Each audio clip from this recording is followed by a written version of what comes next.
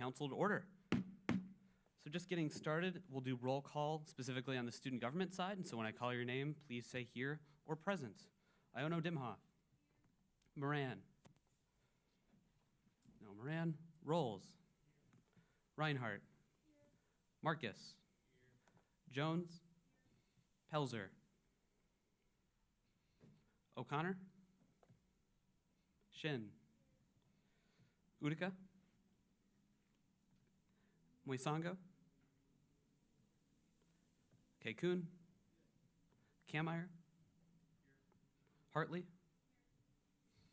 Moyer, excuse me. Agarwal. Shamsai. Verriger.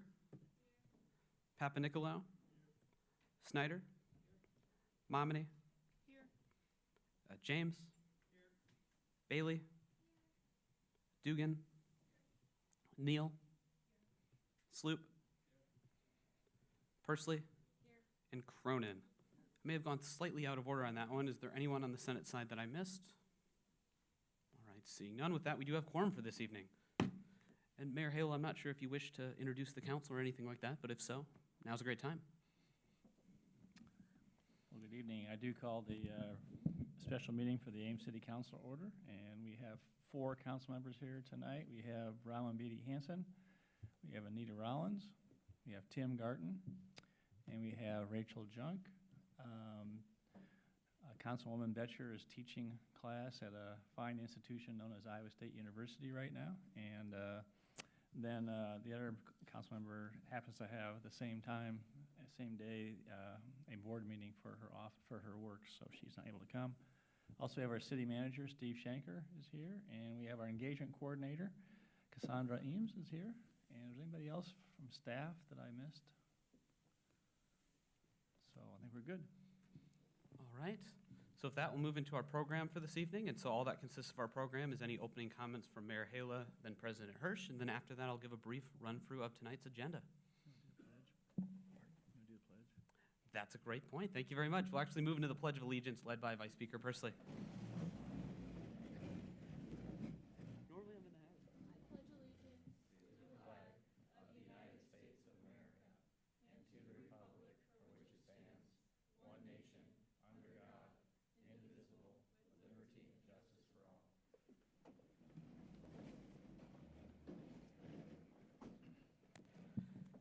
And so with that, we actually will move into tonight's program. So if either of you have any opening comments, the floor is yours. Well, thank you. Once again, we look forward with anticipation to the meeting with ISU student government, and we just really cherish the town and gown relationship that we have. And I do feel that we're probably a little more connected this year because of the leadership of student government, but also having Emily as an ex officio. She's been very dedicated to serving and representing students' interests and giving us feedback. So we appreciate her service to the council. And I think, Emily, I don't know if you read every page of the council packet, but there's a lot of stuff that she's got to digest over the course of a weekend. So we appreciate your dedication. So with that, looking forward to the conversation.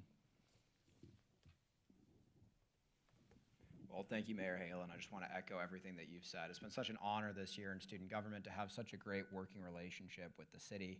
We know how important of a partnership it is. We've had great conversation about how we can make improvements to the city, and thank you for working with us. And I also want to thank our ex officio, Emily Bowen. Let's give her a round of applause. I know it was this time last year that we weren't able to do a city council meeting, and we've been very deliberate and want to make sure that we engage with the city this year, and I think it's come across in everything that we've done. So thank you. Thank you to our city council members, and then thank you to our student government members that are here tonight. Look forward to the conversation. Well, thank you both. As has been said from the student government side, we're incredibly proud to have this relationship. This is something that not all universities have with their city, and I think we've always been of the belief that Iowa State students are valued members of the community, and we should have a more active dialogue with the City Council. And so I'm really proud of the role that we've played this year in strengthening that dialogue, and this might be our last joint City Council meeting of this term for student government, but I would love to see this relationship continue. And again, thank you to our council members and all of our city staff for being here tonight. Really appreciate that. Just to briefly touch on our meeting agenda for this evening, So just for reference for student government, some of you are new since the last time we did one of these. It's a slightly different program than our normal meetings, so we have quite a number of cabinet members that are with us tonight. You all have speaking privileges, and I'd love for you to chime in. So if you have something that concerns your issue area, we'd love to have you jump into the conversation. Everyone has speaking privileges, and it's meant to be a more open, fluid discussion where we're not voting on business. We're just having discussions about topics that are mutually beneficial for the city and for students. And so as you can see, we have quite a number of topics that we've outlined on our agenda for this evening. Normally what happens is we get to the end of the evening and we don't have enough time for open discussion. And so what we've done is we put that at the beginning this time so that if you have anything that's not covered in the rest of the agenda, there's that open discussion portion at the beginning, and we plan to spend about 30 minutes on that. This is the time for student government members to talk directly with council members, ask the questions you want to ask, bring up things that you haven't talked about before. This is also a great time for council members and city staff to ask us questions, try to better understand the student experience as well. I would ask, we had your placards turned towards you just so you could find your seat. If you're able to turn that around, that's just hugely helpful for us as we call on folks. And we'll still do the normal rotation of calling on members for speaking privileges, but it's meant to be more fluid and open of a discussion. So with that, I think that just about covers the housekeeping items. And so with that, we'll move in open forum. Open forum shall serve as an opportunity for students to speak about any issues relevant to the student body. If you're here tonight for open forum, I would ask that you approach the podium on my right at this time. Seeing no one here for open forum, we'll move into adopting this evening's agenda. Is there a motion from student government to do so? Is there a second? Are there any objections? Seeing none, the agenda shall be adopted. And so with that, as I mentioned, we'll move directly into open discussion. This is an opportunity for student government and council members alike to ask each other questions, to talk about things that are not otherwise reflected on tonight's agenda. So if there's anyone that would like to kick us off, now would be the time. Well, if you let me, I reached out to our council and I've asked a couple of council members to kick this off under open discussion. I've asked Rachel to talk about and ask some questions of you regarding Campus Town impressions, and then after Rachel, I've asked Anita to talk about just a new project or a new initiative we were undertaking called Council Connect, and she can kind of just share what we're doing on that. And then certainly if you have questions, feel free to, this is certainly viewed as a dialogue, not basically a monologue. So if you have questions, please feel free to ask them through the process. So Rachel, go ahead. Awesome. So coming from a former student, now young professional, I think Campus Town is a really important place in our community. It's where, the university grounds stop and our community City of Ames grounds start. It's a cool place for students to live, shop, play, interact with people in the community. And something that is going to be changing with that area in the future is our fire station. We're going to be relocating that off of Welch Avenue. So with that potentially moving in, the next 5 years, I would be interested in learning vision, like a vision that you as students have for Campus Town. Maybe if there's things that aren't there, what you would be interested in adding. And if any of you are aware of our downtown visioning process, I think it could be cool to do something like that for Campus Town. So would be curious on the level of interest there from student government in creating sort of a comprehensive vision for Campus Town moving forward.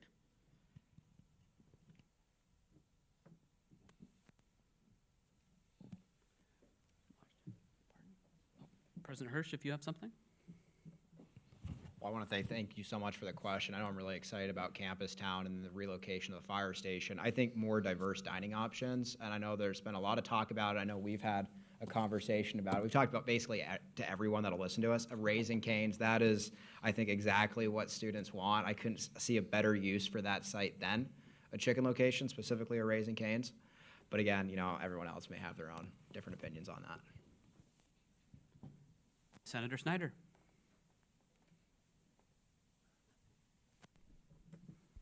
Testing. Can you hear me?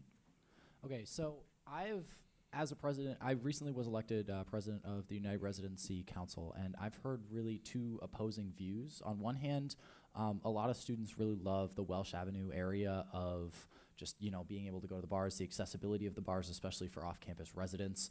And then there are the people that maybe live closer to the Welsh Avenue area who are not such a big fan of, people who go to the bars.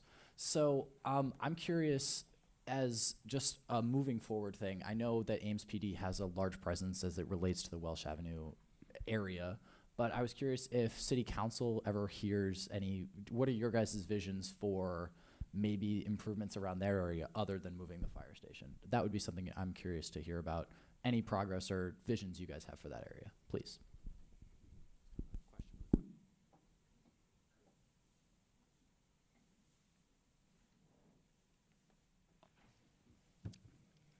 Go ahead, Bronwyn. I'll go. I mean, we definitely hear too from residents in that area. I mean, there are definitely times of year too where it comes to a head, right? Cyclone Ada one day, a cyclone welcome weekend would be a good example of that. So we hear that. In terms of redevelopment, though, we are looking at several parts of town where we do see an opportunity to maybe change the way the housing looks now.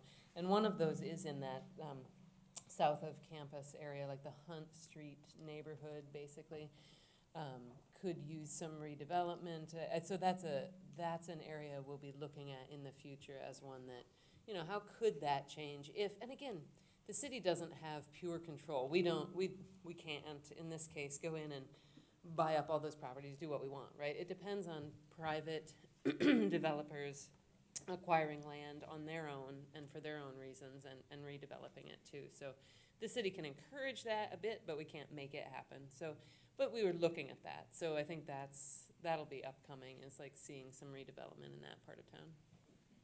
Any thoughts, Anita?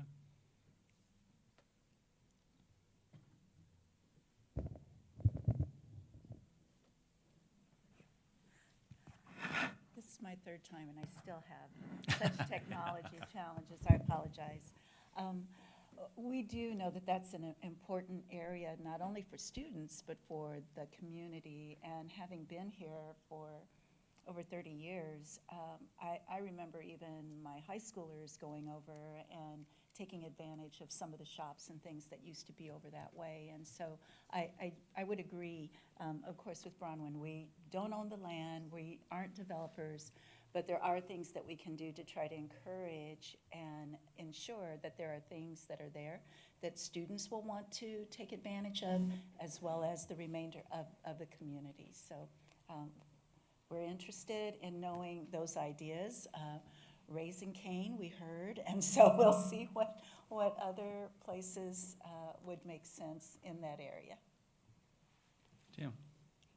I love the suggestion, Rachel.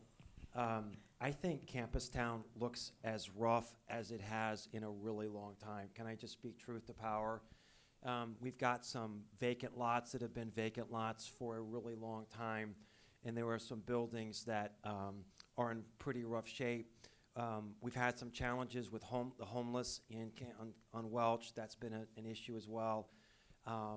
So I love the idea, and if there are some ways in which we have some levers in terms of tax incentives that can help, but Bronwyn said it correctly, there's only so much we can do to move the needle.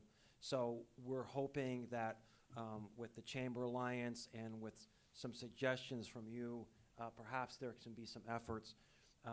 We want the Campus Town area to be a place of pride for the community, and there's some areas where, truth to power, it needs some help. One of the things that comes to mind, and we'll talk about this a little bit in the downtown engagement, and that is Ames Main Street took the lead, and council was supportive of doing a visioning process for the downtown area. And I'll share a link later on in terms of, you can get to the 48-page document. It's actually, I think it's very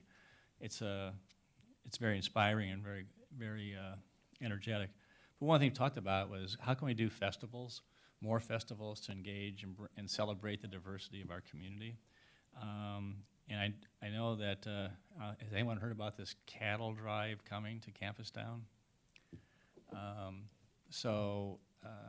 Initially when I heard about it, I thought, that sounds kind of weird, but but there's a lot of excitement about that.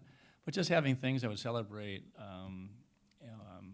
Latino Heritage Month or Chinese New Year or Black History Month or other things that we could really do that could be focused in either the downtown or Campustown area. And I do think that the Alliance is trying to do, formerly known as the Chamber of Commerce, is trying to do more things that would be in the Campustown area to draw more people and give some more diversity of opportunity to everything from food trucks to music, parade, whatever. The point is, but council isn't going to take the lead on that, and that's where we would really need your connections with different diverse groups here on campus who may be interested. And I think a partnership could be developed where we kind of try and help, encourage that. And I think you'd find a very receptive council to, allowing for street closures on a temporary basis. But I just think there's a lot of vitality that exists when you have people gathering together, in one big group. So, anyway, any other questions or comments on this before we move on to the next item? I think Vice Speaker personally might have something. So in terms of like that open space and new additions to the location, I know that as a student, I have felt the loss of the CVS, and I know a lot of other students have felt the loss of the CVS. It used to be my pharmacy.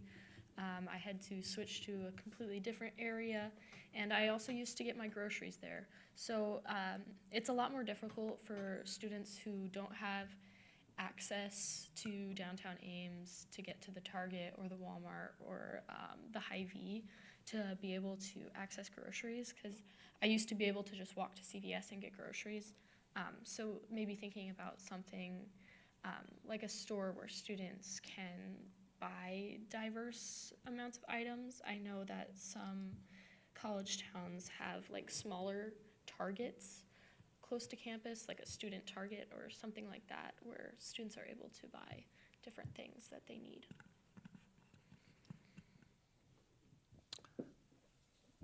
Good feedback, and we've actually gotten emails from parents who have complained about their kids not being able to get prescriptions as well too. I wish we could do something about that, but honestly, the people I think that own the building is Kingland. He owns the building, and so as a landlord, they'd be a good connection if you wanted to share your your desires and your patronage. I think that'd be helpful. So, all right, we'll do one more on our side, and then we'll go ahead and switch and let the student government. Anita, you want to talk about this new initiative that we're just getting started, and we talked about it last night at our council meeting. We did. So Council Connect is an opportunity for council members because we do have a goal to be better connected to those who live in Ames. Council Connect is an opportunity for us to come where you are and speak with you about topics that are of interest to you. And that can happen during a meeting, a gathering of friends, a club event. I think in part what we're interested in doing is getting to know you, but also having a chance to connect around issues, whether that's thinking about, I know for instance, that SHOP and thinking about food insecurity for students is something that's talked about at the university. That's something that we on council would like to know more about, or thinking about issues of those that are unhoused that are college students. That would be something that we would want to know more about. So Council Connect is an opportunity to talk to council members, but also we would be willing to come to an event and hear your ideas, hear the issues that you're thinking about. In addition to that, one of the other things that we talked about is this is also an opportunity for you to be involved. We often, in addition to perhaps looking for an invitation, would love to have some additional folks along with us, and especially thinking about addressing language barriers, that if you are proficient in another language and want to offer your services, we would love to get you connected to Council Connect. There are places that we would like to be and conversations that we would like to have. We're not in a position to do that without that kind of assistance. And so, so being involved either by inviting us out or being involved by joining the team, those are a couple of things that we think about with this new Council Connect. But we would be happy to hear your ideas about places that we can think about going. We have thought about being at some campus events. Being extra hands is something that we've done, like Welcome Fest and places like that. But we would love to hear your ideas about where are other places that we could connect to students and hear what you're thinking. Director Schmidt, if you had something?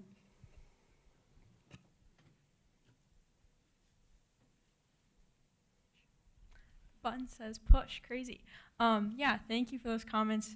I think one thing, a way we could connect is through an existing event we have. So this year we hosted the first Know Your Leaders series. So it was 4 different events and there was different campus leaders where students got to ask questions and have those answered in a really casual panel style. So I think that'd be a really easy way to connect the council with students and have their input, get some questions answered, and then get some feedback from them as well. Senator Snyder?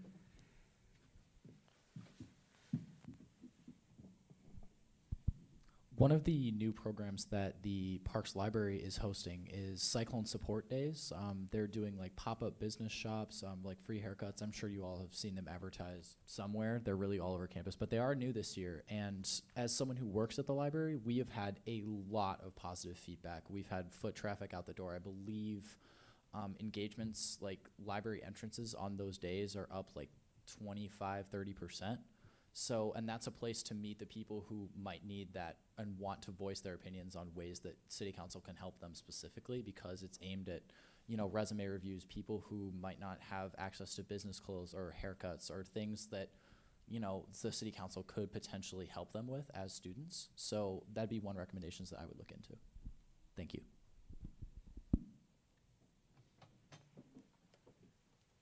If there's anything further on that topic from Council or Senate, or anything else that falls into the open discussion portion. Wondered, Cassandra, may put you on the spot here, but just what thoughts you have, because one of your roles here with council is, or with on staff, is being an engagement coordinator and trying to really engage with the community. Do you have any thoughts you might add? Or maybe just introduce what you do and what your role is too. Sure. So I'll get to maybe thoughts and ideas if I think of something. Like Mayor said, my name is Cassandra Ames. I'm the engagement coordinator, and my role is to build relationships, and that build relationships with the community in order to engage them with our local government, and that can look like a lot of different things. Can you hear me? Okay, and that can look like a lot of different ways. Council Connect is one of them. Another way is me being out in the community and understanding what the wants, the needs, the challenges, ideas are. For example, last night I was at a collegiate 4-H meeting different students and understanding those things, asking them to fill out a survey. And I think that it's through these relationships and conversations that I get to learn more. I've met with, for example, Josie and Emily, and we've talked about different things, and I think that the more conversations we can have about these and being open to the possibilities, because I think that there's so much potential in partnerships, collaborations, and the ideas that you have. If you come up to me and say, I have this idea that's going to maybe not completely solve an issue, but address a challenge or address something that you have heard students say they want, I'm all for it. Please come talk to me. We'll set up a meeting and we will chat on how to get this done. And I think it is through these things, like we were saying earlier, that the events that are already happening for council to attend, but then also that doesn't stop you from like, let's partner, let's collaborate and make something new. So does that kind of answer? Okay. quick story, and on Monday night, let's see, it was Bronwyn and Gloria and Rachel and I, and Steve was there too. There was a meeting with Old Town residents, and I won't go into the details what precipitated it, but you know what was fascinating? Was there was more feedback. There's a lot of feedback between the people who are neighbors and didn't realize that they were neighbors, and they said, oh, that's interesting. Maybe we could work together on something like that together. And it's just fascinating that sometimes we look to government or student government to solve issues when really sometimes it just takes people talking to their neighbors or their classmates. And sometimes it seems we're kind of losing the personal connection and trying to work together and get to know one another. So anyway, so this Council Connect is I think it's going to be two-pronged. One, it's going to help us understand better what's going on, but I think it also provides a forum for the community to hear others speaking. And I think there's going to be a lot of positive things that came out of that meeting on Monday night. And actually, we got an email on Tuesday morning, an issue that had been identified, and we were being looked to solve. They were solving it already between neighbors that were back to back and didn't even realize that they could talk about it. So anyway, I think communication is really key, and this is a good example of it. That's all I had formally from. Vice Speaker Pursley. I have a general open discussion question. So this question is just, has the city of Ames faced any difficulties with budget cutting issues, and how are you addressing that at like the state and national level? Oh, we have the absolute expert right across from me. Was it 43 years continuously serving, or was it 42 years, Steve? Our city manager, and he runs a very tight ship. Maybe you can just share a few thoughts that you have, Steve, and what we're going through budget-wise, and there are a lot of balls up in the air right now at the State House. Yeah, you hear me? Our major concern is you probably follow the state legislature, and I'm not trying to be partisan here, but the state legislature is trying to make cities hold the line on expenditure. So there's a lot of bills being introduced that are going to severely impact, well, not only local government, but county government, school districts in the state. And it's tough to prepare for it because there's really multiple legislation that's being thrust before us, and it's tough to keep up with it at the last minute and defend ourselves against it. It's always a good thing to say if you're out there saying we're going to lower your property taxes, but there's got to be an understanding, and I hope you all understand, that the property taxes pay for services. So in our case, it pays for police and fire, public safety. It pays for parks and recreations, all of our parks, our recreation programs, our bike paths, things like that. And then the library. We have an excellent library which provides a lot of programming, just like Iowa State does. Those are predominantly which are funded by our property taxes. So we're a little bit nervous about it. It's coming at us very hot and heavy. It's tough to defend against it. And we're trying to convince people, everybody wants their property taxes lowered, but every year at a budget session, I try to ask the public, what do you want to cut out? And no one wants to cut a service out, you understand? In fact, they want more services, and then they want to pay less, which is a tough thing to do. So we're being bombarded right now. We're very nervous because we want to maintain the quality of life so we can retain people like you after you graduate, attract people throughout the country, create jobs, and want them to move here. They don't move here just because of the jobs, as you know. When you select where you're going to go next, it won't be just the job and the pay. It'll be the environment they live in. So the council is doing the best they can in creating a great place for you to live and work and play. But we're under siege right now, so it makes us very nervous. And the exact impact is yet before us, so we'll try to keep you posted. But the university will be under the same restrictions and county government, so it'll be a challenge. Steve addressed the issue of state government, and your question was also addressed federal. And there's a lot of unknowns right now. The DOGE efforts have impacted many parts of the country. John Hopkins, 2,000 or 3,000 staff cut from that university. Columbia is looking at a $400 million cut.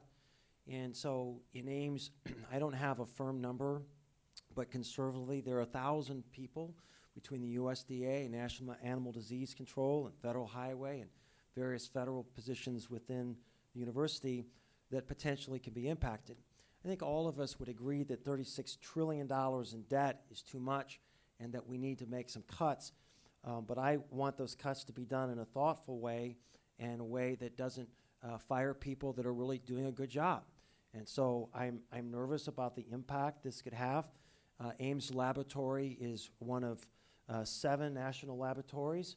The Ames Lab is a lot of history here. It's the smallest of the laboratories and doing cutting-edge research. And my hope is that that laboratory survives these different cuts that are going to happen. So, and then Cyride, guys, anyone here ride Cyride? Do you ride Cyride? You do? Okay. What line do you ride? 23 orange. 23 orange. I ride the red once in a while. And so just understand there's not a transit system in the country that operates without some level of federal subsidy. The electric buses that we have, they're awesome. I hope you've had a chance to ride those. Those are paid for by federal grants. So even though Washington, D.C. feels like a long ways away, the cuts that they make can have pretty significant impacts on the way we do business here in Ames. Some of you may have seen the new Indoor Aquatic Center, which is going up on Lincoln Way. It's called the Fitch Family Indoor Aquatic Center. One of the things that we are a little bit apprehensive on is that it's very expensive to operate an indoor aquatic center. I think the estimates are $150,000 to $250,000 a year for utilities and staffing, and that's a bare bones staffing scenario. So your question is insightful, and it's an excellent one. And yes, we are very concerned.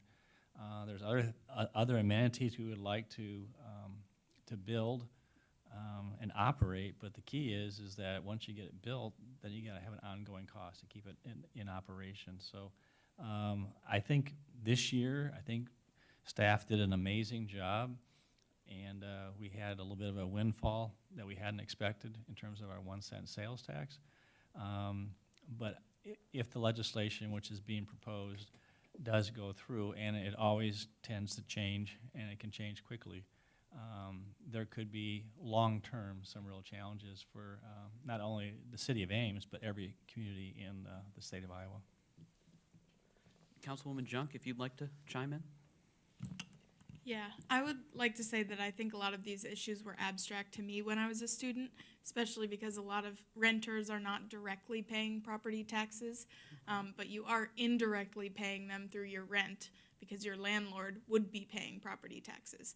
And so when you think about saying, oh, it doesn't matter to me if they go up or down, it's the services that the city of Ames provides that you would care about if they went up or down. If we were able to repair less roads per year, if we were able to add less miles onto our trail system, maintain our parks, offer incentives to businesses that come here for jobs, for amenities, to make our community really vibrant, it's all of these things that would be facing cuts when the legislature is trying to restrict our budgets. And so I know people here come from all walks of life, have all different representatives, even if you're in or out of state. But I do think student advocacy is important because legislators are aware that the things we're doing now could cause people to stay or cause our talent to leave. And so I do think advocacy is important in your level and also on our level to fight for our cities. Any further topics or comments under open discussion? All right, seeing none, we can go ahead and move into downtown engagement. And so as your agenda reflects, it's meant to encompass discussion of ideas regarding campus and community connection initiatives, events, and programs. So we can go ahead and open the floor, starting with Speaker Momini.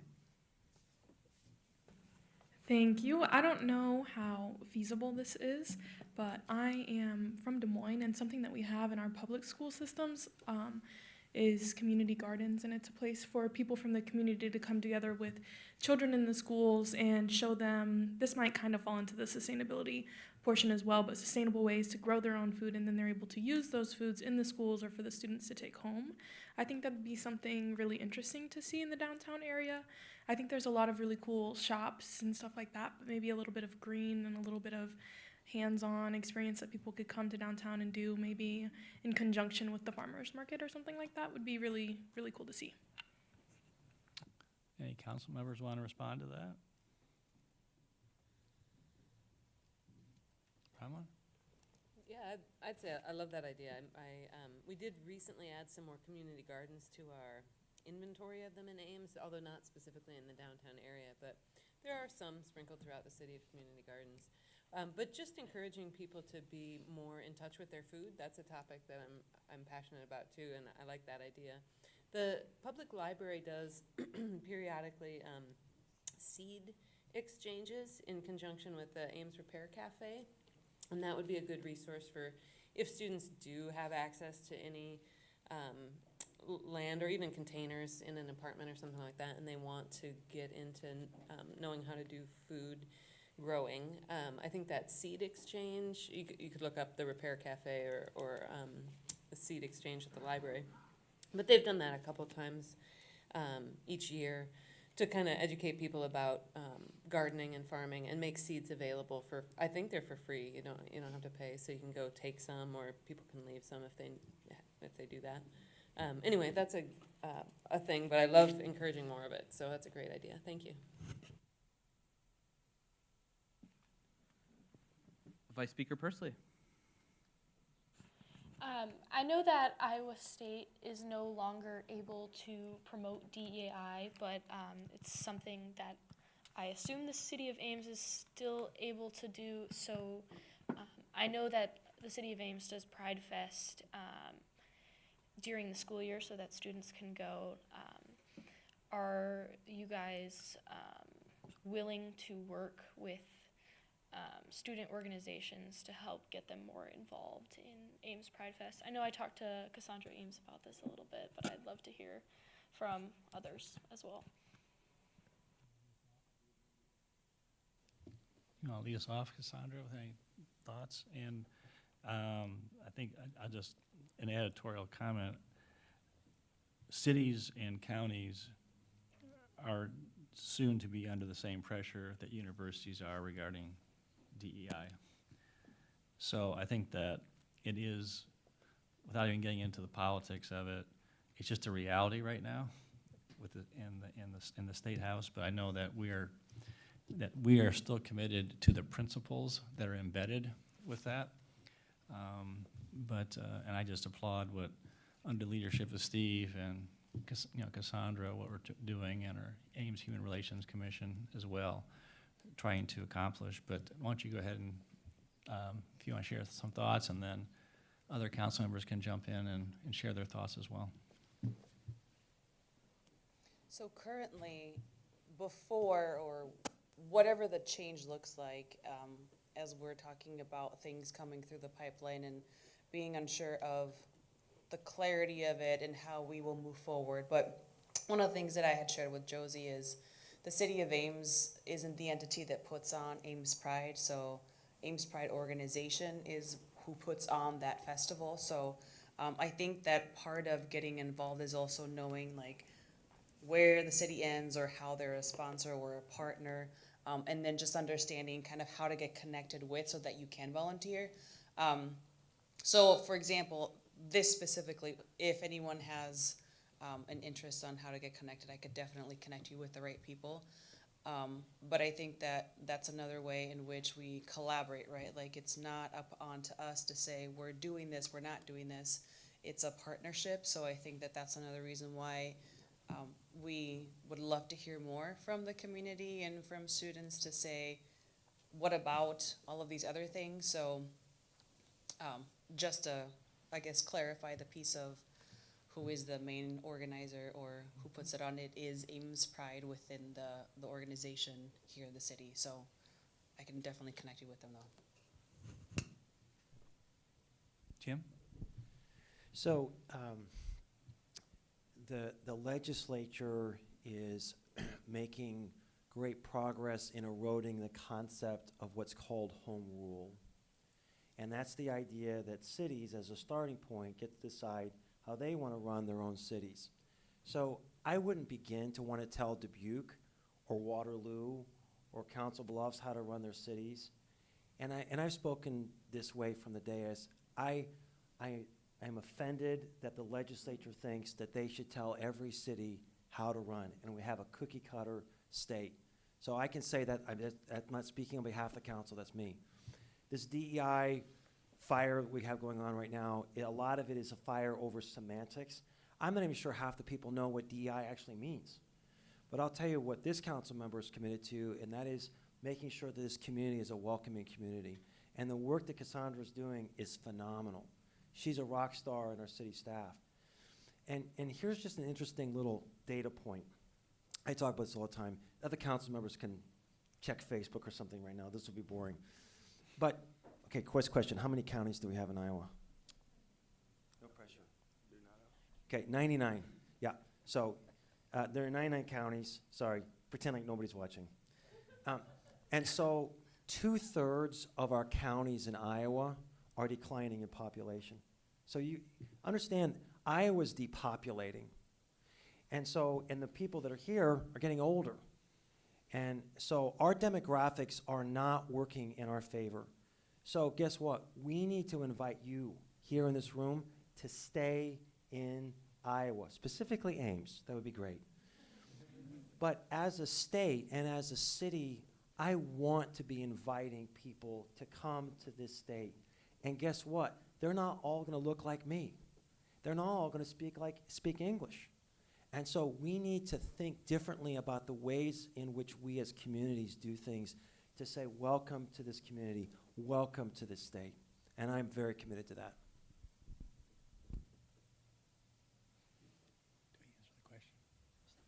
Did we answer your question? Okay, good. With that, the floor is still open for anything under the downtown engagement category. I would like to just ask Tim to share just a little bit about the downtown visioning process that was presented. Council saw this presentation, and I don't know if we want to take time. I could, while he's talking, try and pull it up on the computer and show you this plan. But it's a pretty cool master plan, or not master plan, a master vision for the downtown area. And Tim, I know you're excited about it, and you're advocating for it well before it got underway. So can you bring up some pretty pictures, John? Sure. Go ahead. Okay, so I'll stall for John. So I am curious, how many of you have been to downtown Ames in the last, let's say, month? You've been to downtown Ames in the last month. Come on, seriously? That's a lot of you. Well done. When I was a student here, I didn't know downtown existed. We just sort of lived in our own little world. All I did was play basketball and go to school. And so I am excited that many of you have been to our downtown in the last month. Ames has a very vibrant downtown. I am from a small town in southeast Iowa. A lot of our small towns, downtowns are struggling right now. There's hardly a storefront that is not full and vibrant. But we've got a lot of buildings that are old and probably could have a new life to them. And so, John, I think this has been going on at least for a year, where a group of stakeholders have been meeting, trying to think, how would we make the downtown a more exciting and vibrant place? And we worked with an outside consultant who's good at this, and the product of that is a working document. I want to stress this is a working document. There are no plans in place. But this is really exciting to sort of to reimagine spaces that you've thought this is always the way it's going to look, and maybe it might look something different. Some of the goals that we have would be to increase the number of people who are living in our downtown. whether it's rental property. I have a passion for owner-occupied. I think it would be fantastic to see some condominiums that are owner-occupied in our downtown corridor. But that's going to mean we're going to need parking. So part of this process is figuring out options for parking. And parking lots, or parking ramps rather, are extremely expensive. And so, like what we have to do often is we have to do a lot of balancing of cost benefit. And do we build this before we have housing, or do we build it after, or in coordination? So John has put these pictures up on the screen. This is really a fun picture. John, do you have the ability to like show like a cursor on there to? I just was going to show the link. So if you've driven along Lincoln Way and wondered at what point a nuclear bomb blew up all those buildings and we have this big gap, I'm really sorry about that. It wasn't actually a bomb, it was a bulldozer, but it's been vacant for a number of years, and I'm optimistic that there will be a project. But that section, how do I refer to this, John? Yeah. So that area is called the link, and we don't have specifics to share with you tonight, but some combination of a hotel, some kind of downtown living, whether it's rental or maybe I'm hoping for some owner-occupied. And I believe that the link will be very, very catalytic for downtown businesses as well. So that's going to be probably the first. Let's get them oriented. Yeah, please. This is Lincoln Way. Show Main Street. Grand is right here. Yep. So here's the underpass that goes underneath the railroad tracks. You with me? And then Main Street goes through here. Let's see, Tim Garton's office, new office is right over here. Oh, shameless plug for Tim. Thank you for that. It isn't a thing. The power plant is up there at number 4 in the upper right-hand corner. And then the railroad tracks go through here. And who knows where the depot is at? The old depot restaurant? Cornbread. Okay, so we have to have a little education after this. All right. There's a great barbecue place in this old train depot right here. So we're just trying to give you some perspective. And the new aquatic center is down here. And then the Hy-Vee Lincoln Center is down in here. Okay. Yeah, so again, why we're doing this is for you, for the next generation, to create a vibrant downtown that would be part of your reason to stay in Ames. So those are sort of my initial comments. Maybe other council members or students would have some feedback on that.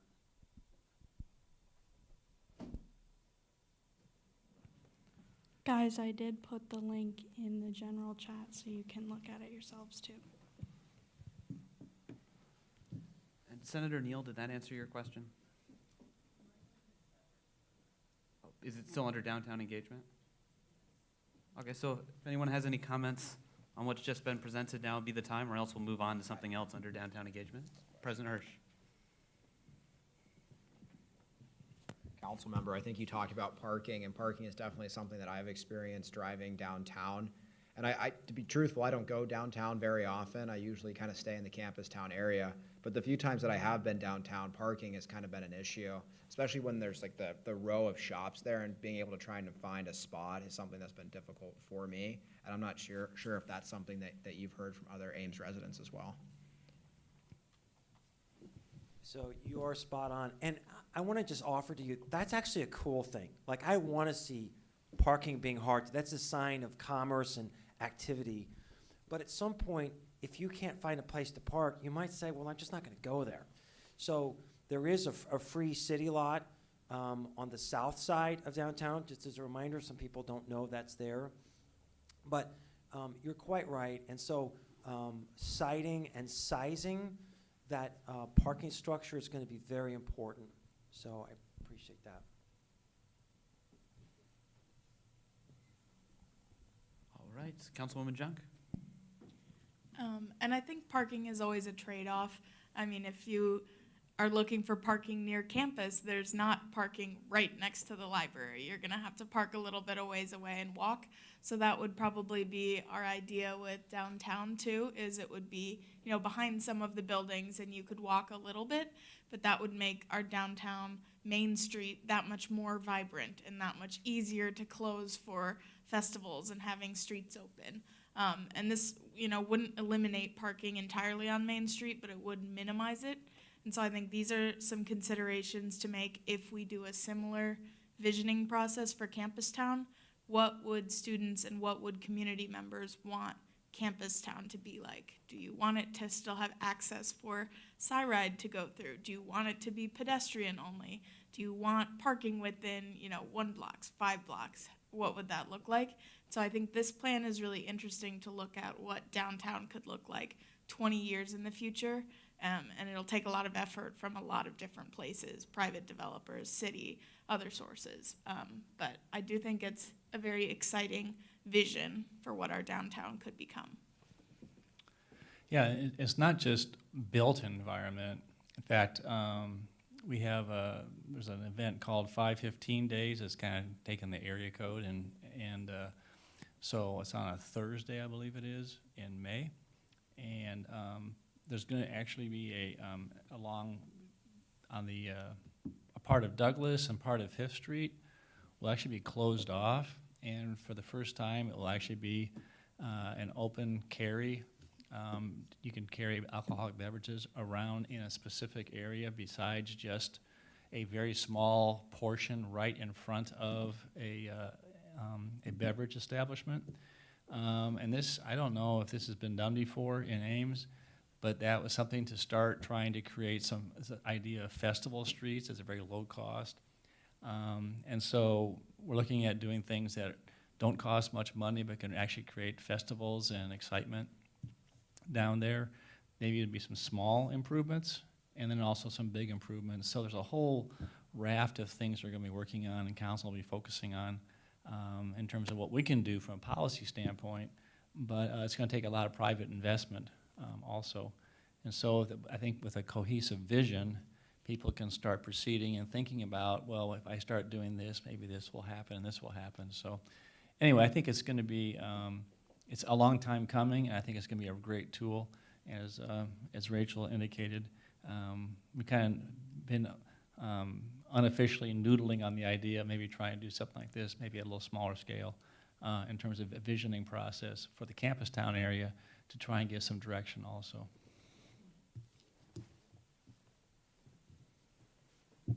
Vice Speaker Persley.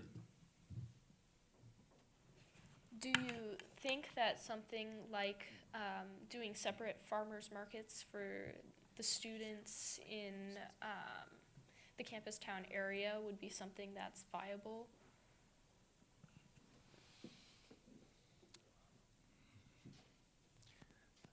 That's not something that the city council or city staff run. I do know that it takes an awful lot of coordination and work. I don't know, Brahma, do you have any thoughts on that?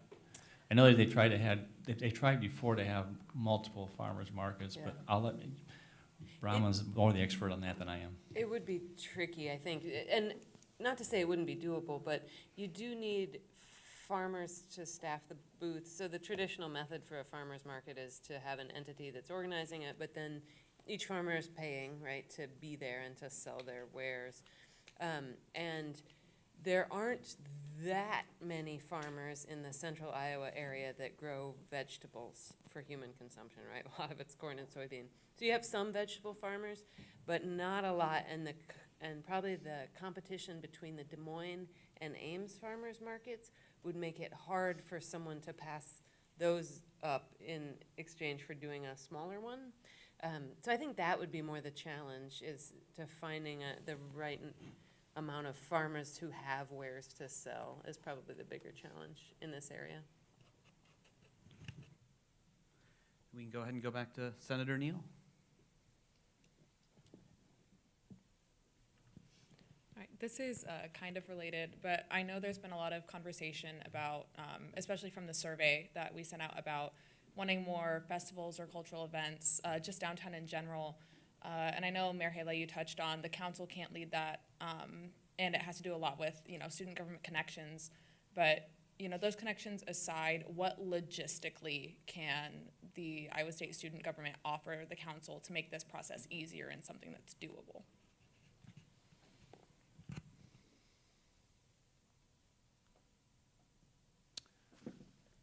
That's a really good question.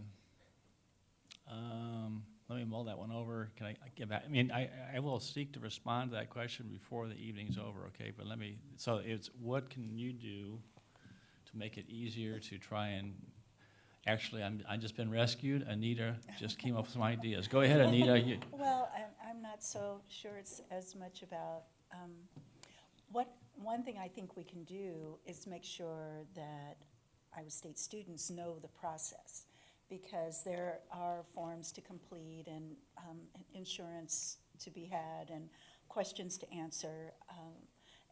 But if you don't know that process, then you don't know how to start to see how you can be part of that. So one thing we could do is to make that more transparent and make that more accessible so that you could have those opportunities.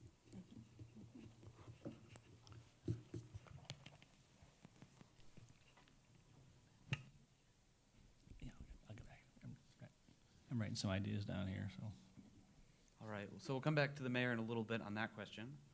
But in the meantime, anything else broadly under the downtown engagement category? I was Councilman Garden, excuse me. going to dovetail with Anita's comment. So we have some organizations that are seeking city funding for their event. So I have a couple friends that are vitally involved in the Indian Cultural Association. So they put on, they have dances and other events I've been to, been super, super cool. And we provide some level of funding for that. But then, I think this is what you're going at, Anita. If you want to have an event at our park or something, it's very simple to do that.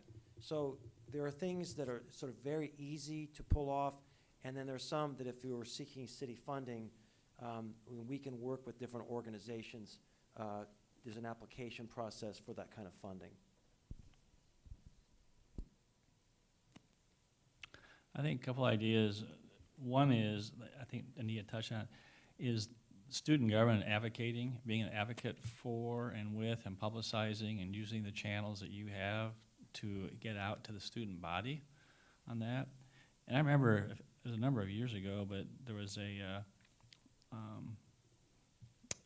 Latino, a young Hispanic lady who was a student who came, and we were talking in my office, and I started saying, "What would you be interested in helping, trying to organize a Latino festival?" I'm sorry, I'm probably not politically correct with that verbiage, but my apologies if I didn't use the right terminology. But anyway, she got very excited, and so I said, "Well, let's connect in a few weeks, and then we'll start strategizing." And then nothing happened. And so we can certainly try and help connect people to resources. We can certainly introduce you to like Ames Main Street organization, Discover Ames, other opportunities to try and help you.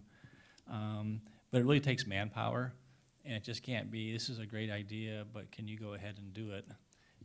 And so I think it's going to be really rallying the troops of people who are interested. And as we all are aware, there's over 100 nationalities that call Ames homes. So, I mean, there's a whole wide spectrum of people that we could try and engage with. Maybe some of you come to it, but the AAPI, Asian American Pacific Islander, has a celebration in September, and it fills the sunroom, and it's not just with Asian Americans, but also people from the community.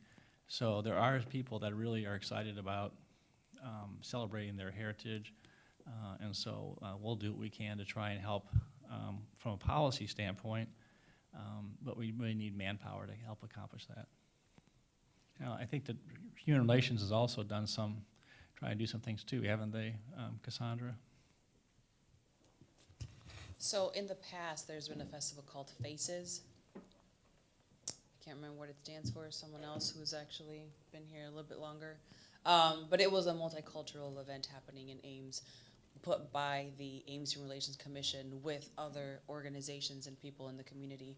I am staff liaison to this commission, and we are in the beginning conversations of what would this look like. So as I'm thinking about this question, is specifically related to student government, I think that, Mayor, you put it well, it's a lot of people coming together. So a lot of it is getting organized and knowing who you can count on to say, this is the team that we're doing it, and are we committed to, are we trying it out? Is it a pilot? Are we doing it once a year? Or are we trying something small at first so that this can be an annual event? And I think that reaching out and being connected to the people, the cultures, the students, the clubs and organizations that want to be volunteers, not just for the organizing and the logistics, but to say, I want to present on what that culture, what the country, all those things are. So I think that part of what Anita was saying is also understanding the process. So as I'm thinking through this, now I'm just thinking out loud, I mean, if it's something that student government or here at Iowa State is an interest, at least step one would be like, maybe you and I, or I and someone else, have a meeting as far as what the ideas are. Do we want to present this to the Ames Human Relations Commission, or is it just a meeting on, let's go through what the permit process is so that we understand, do we need 7 subcommittees, or, you know, are we going to be challenged by the insurance piece? So I think that at least understanding what the overall big picture is, and I think from there, step 2, step 3 is a little bit easier to be laid out. But I think, again, meeting with someone from the city to have a very specific focus conversation on what are the things that are needed, and then plug those in and go from there.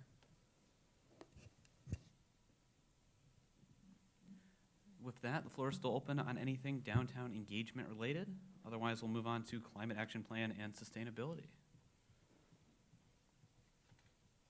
All right, so seeing nothing on downtown engagement, like I said, we'll move on to the Ames climate action plan and anything related to sustainability. The floor is open on that. Yeah, I asked Bronwyn if she would just give us a quick snapshot on what we're doing, what the council's doing, what the city's doing related to that, and then certainly take any questions and dialogue. Yeah, this is a really big topic. So there are a lot of things we're doing.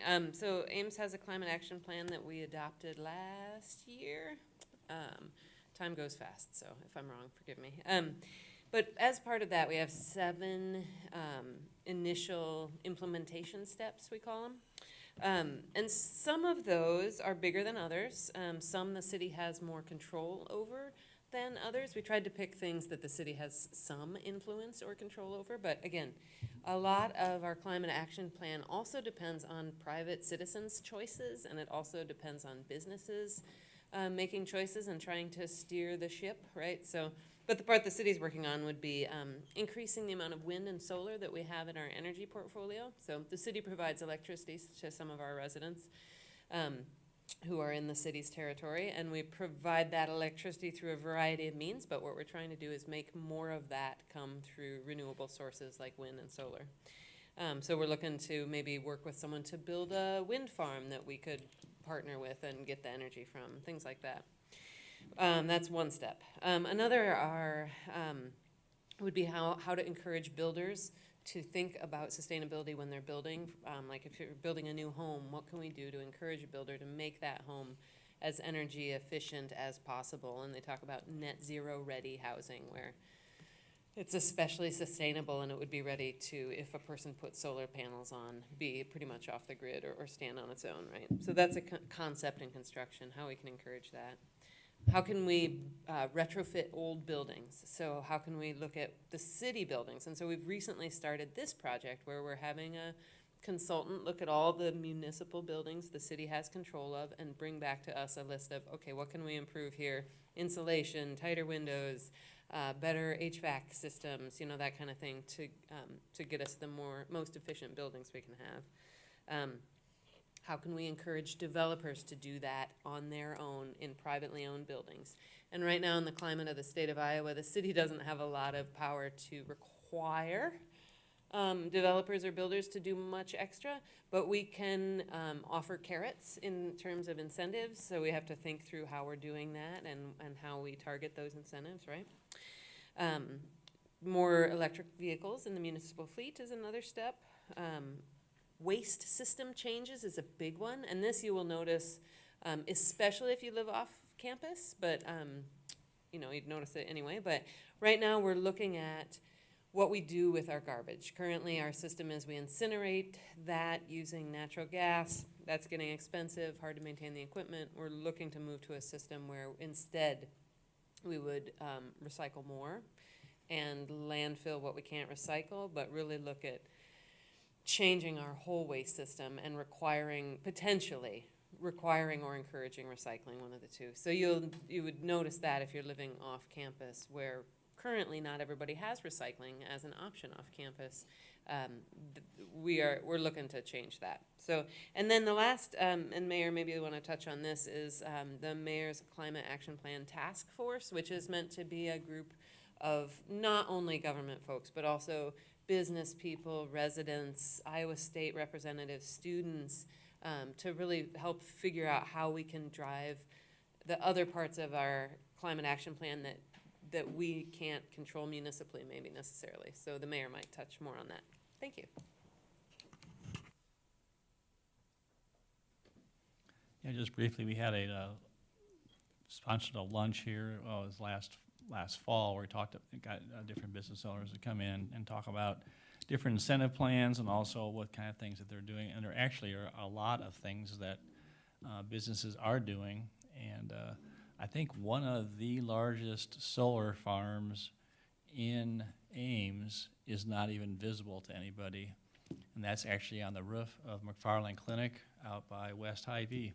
I think almost their entire roof is covered with solar panels. They're very committed to it. And we have a program where we recognize through a smart business initiative and challenge. And McFarland Clinic has been awarded platinum, I think, three different cycles, I believe. But they are highly committed to being sustainable, everything from how they handle their utility use, stormwater, and so they're just a great partner. So we'll be working with and engaging with different businesses. And it is actually, it's just good business to be, to reduce waste, reduce utility use, and actually, Rachel, I don't know, you can maybe comment on, I mean, Rachel works for, well, it was REG, now it's Chevron REG, soon to be just Chevron, but I know you're your community, your company is really committed to sustainable practices too. I don't know if you want to share anything that you're doing either locally or what you're working on around the country. Sure. Yeah, I think something that a lot of young people are concerned about is how climate change is going to impact our future. And so Renewable Energy Group produces biodiesel, renewable diesel. But I think a cool way it's impacted Ames is that we've been able to retrofit some of our snow plows instead of running on diesel to run most of the time on biodiesel.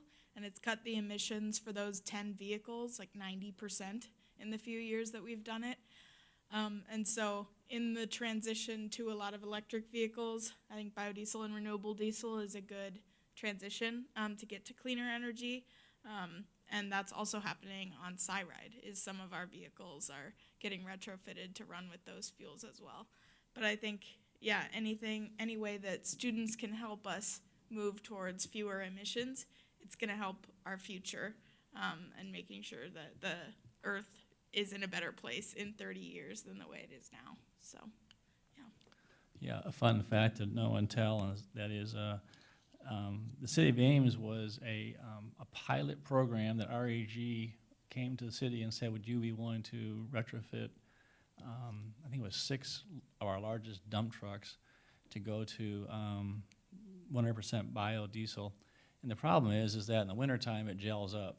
And so there's a system that they pointed us to, and it was a partnership where actually it helps initially use a little bit of diesel to get the motor going, but it actually allows them using 100% biodiesel during the wintertime. And as you can appreciate, we don't want our snow plows not being able to start or stop when they're doing their work. And it was so successful that they started showcasing what we did in Ames. Now we're basically, as Rachel said, we're adding to our larger vehicles, or using that. But because of what we did here and they piloted, now it's starting to go in like in New York City, Chicago, some of the big metropolitan areas are saying, because we were successful here, they're basically copying what we're doing on garbage trucks and large vehicles. So it's just kind of cool that it started here in Ames, and it was started because of the initiative of REG. And REG they footed the whole bill to retrofit our trucks, to provide a large biodiesel tank, and to monitor it. And so I'm proud of what we accomplished, and put Ames on the map from that standpoint. Vice Speaker Pursley. Well, firstly, I would just like to say I'm really thankful for the City of Ames and all that you do for sustainability. As an environmental studies major, it's really exciting to see the things that the City of Ames is doing. I would also just like to draw attention to some of the smaller things that the City of Ames is doing. I was able to recently sign up for something called Pack Rat 2025, which is paddle and clean up rivers around town. So there are also smaller things that the City of Ames is doing that's really cool. Being able to clean up our own rivers, that's something that's really awesome and small that anyone can get involved in. And how about Rubber Rampage? That's really amazing how many tons of material is diverted from the landfill, repurposed and reused, and animal shelters involved now in terms of accepting all kinds of animals instead of having them, let loose or put into a river or into some body of water. So another way we're really trying to be sustainable. Co-Director O'Driscoll.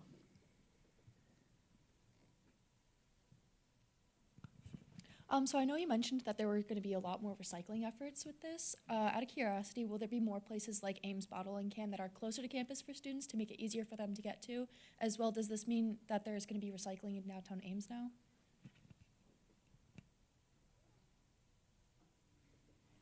That's a good question.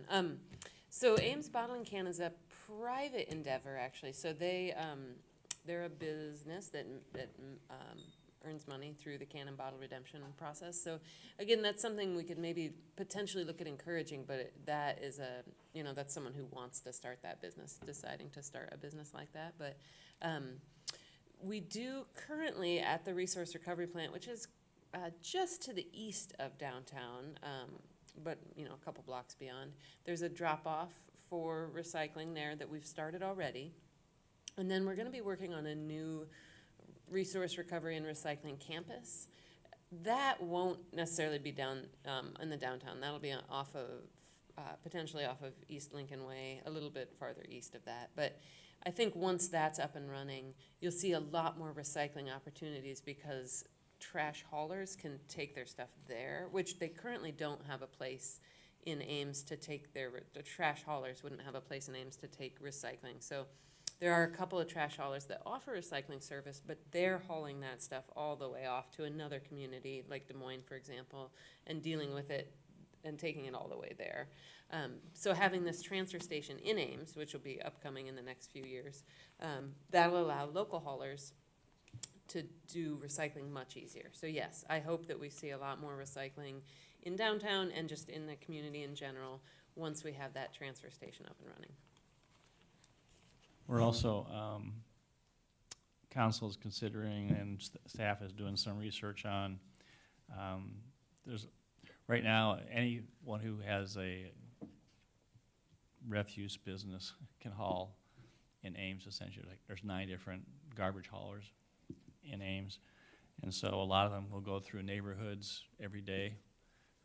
And so we've had people ask if we could try and see if we could reduce that. And so we're studying that as one is to try and reduce some of the wear and tear on roads, part of it also reduce some of the carbon footprint in terms of all the fuel that's used, but also looking at maybe requiring that they also provide curbside recycling. To Brahman's point, that if we have a place where that can be hauled to and can be somehow processed or aggregated. So that's a little more complicated issue to try and come to a resolution on. But we are looking for ways to try and further encourage. Our whole goal is to try and reduce what we have to take to a landfill, and the more we can capture in terms of recycling. And then food waste. It happens to be my least favorite job that I do at home is getting the food waste and hauling it down to the resource recovery plant. But it's, being able to compost that and reuse it is a way to kind of, again, reduce weight and what goes to the landfill. So there's a variety of different things. There's a lot. I know we're talking about a lot of different pieces, parts and pieces, and you're probably, saying, "Wow, how's this all going to be aggregated?" But there's a method to it, and we're trying to make it all work. And I'll say this: our staff does an amazing job trying to help work through all these things that council is looking at as priorities and for policies.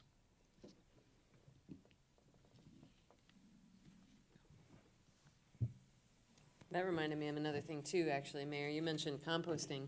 The city has a number of rebates that we offer to people who make environmental purchases. So, for students who are living on campus, it'd be harder to get access to these funds. But for folks who have off-campus living and have some ability to affect their environment, we have rebates for composters. We have rebates for rain gardens if people plant those.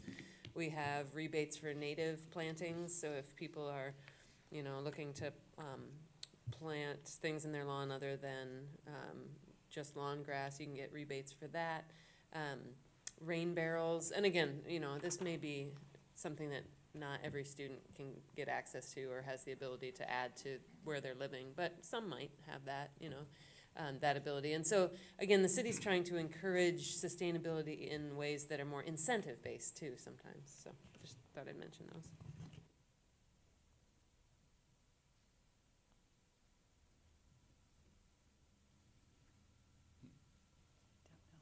Just don't have the touch. I was just going to say that there are also some places near campus for you to recycle if you have transportation. Near the ice skating rink, there is a place there to take cardboard. So cardboard boxes down there. Also near the West Ames Hy-Vee, next to the Hy-Vee gas station, there's a place to recycle glass. So there are a few places within the community too that that are closer to campus, that if you want to be part of that recycling effort, that you can do that. Co-Director Bergstrom, excuse me. So you mentioned businesses that are interested in kind of playing a role in this. Has there been any apartment complexes that have showed any interest in sustainability in terms of the retrofitting and just recycling, or is that something that we kind of need to go out and encourage those bigger apartment complexes to do? Or I guess, have you heard anything about it?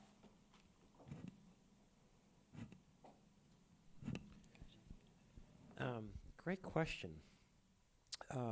So we do want to engage with industry and commercial operations to pursue sustainability goals. I happen to know that Stadium View Apartments, their roof is full of solar. So there are some businesses that are trying to do this. There's some investment on behalf of the business. The payoff takes some time, but ideally, if you take a long view of it, the solar will be worth it. There's a lot of uncertainty with solar right now because of what's going on the federal level and with tariffs. So I don't know how that's going to play out, honestly.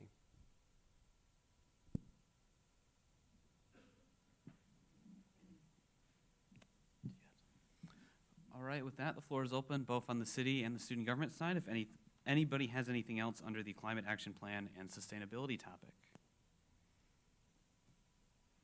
All right, seeing none, we can move into, pardon me? I'm curious what all of you are doing to promote sustainability and or personally doing to recycle. And I'll share this. This was a comment regarding DEI. I'm going to go back to the comment I made in terms of,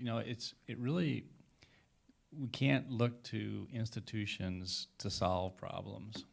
We can ask them to try and set policy and take the lead. But unless each one of us are really seeking to make others feel welcome and that we really treat one another with respect, that's where we're really going to be successful. And the same thing with sustainability. We can set policy, we can try and provide opportunities for that. But I'm just curious, I'm sure that all of you care about it. I'm just wondering what kind of things you're doing that we can help encourage and support in a greater way as well too. Are there things that we could consider in terms of, I think one of the things was, is transportation. How do you get, is that much fun to carry, a whole tub full of either cardboard or glass or whatever, a long distance if you don't have you don't want to haul it necessarily on Cyride, and you probably, if you don't have a car. So maybe, more strategically located recycling spots might be something that could be considered in the future. So I'm just wondering, what are you doing, or where are some of the impediments that you have to trying to accomplish that? We can start with Senator Snyder. It's actually quite interesting that you should mention alternative locations or easier access or strategically placed places to recycle, because I live on Wood Street, and anyone who knows anything about off-campus, there's usually cans in the street. Let's leave it at that. But I don't have a car, and my house is one of those things. We take sustainability really seriously. So direct answer to your question, we do drive the recycling plant every other week. We sort out our cans and our bottles, and then we just take them out. My roommate has a car. I personally don't, but I'm kind of the one who's encouraging that. I've been kind of eyeballing it in talks with people from the 2700 about having something like a recycling dumpster there. They don't seem very enthusiastic about it in the couple emails that I've gotten. But I think having something there and in other strategic locations, like you mentioned, I think with Ames City Council maybe backing us up, or me specifically up, we could make more progress on it. But obviously, just as a UROC president, I can't make that much progress. I'm just me. But I'm working on that as a personal project, because I think not only myself, but my community and my street could really benefit from things like that. So thank you. Co-Director Butler. I'm not sure if this directly answers your question, but something that I personally really take seriously about recycling is like shopping secondhand and like getting our things second-handed. And I know that there's a very like cyclical nature of like the Goodwill being kind of empty and desolate, and then once everyone moves out to leave their dorms, it's like packed, and the line to drop off is like out the block. So maybe encouraging like spring cleanouts or things like that, so that it continues to have like cheaper secondhand goods that are good for students, but then also good for the environment as well.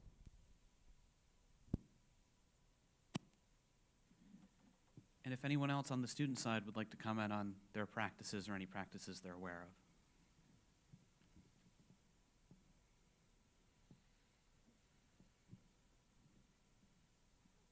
All right.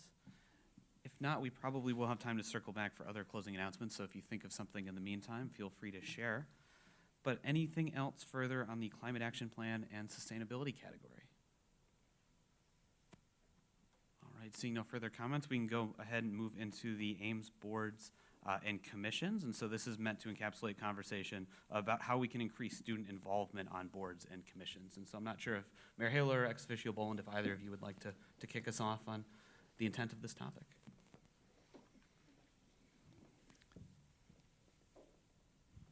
So I'm sure you guys are aware, but the ones that are most visible to student government, it would be the transit board, and then property maintenance and appeals. Shout out to Lauren, who applied and is on the property maintenance and appeals board now.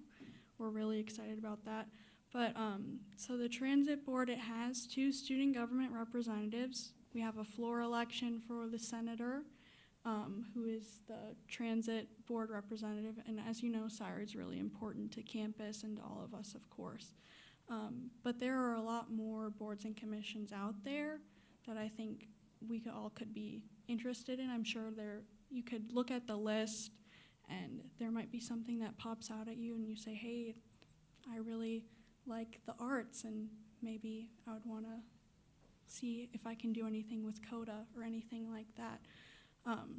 But I think it's just important that we know more about these boards and commissions and see, you know, how can we get involved and what are the barriers? And I think one of the hard things right now is that people aren't aware that they can, even if they're a renter or they live in a dorm, they're able to be on those boards and commissions because they have an Ames address.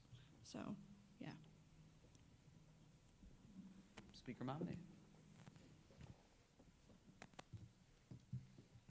I think that a platform kind of like how Iowa State has SciHire, where you can go on and find jobs or opportunities, something like that for Ames and the Ames Jobs Board, I think could be helpful, just somewhere really central, or advertising it and getting out to students the way that SciHire is would be helpful.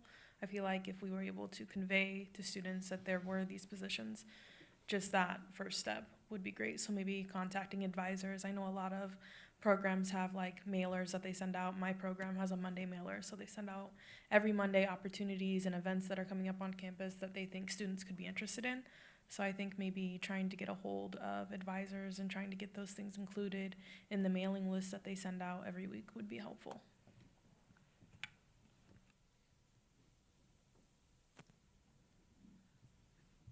Any other thoughts from the body about how we can get students more involved with these boards and commissions, or any way we can disseminate information?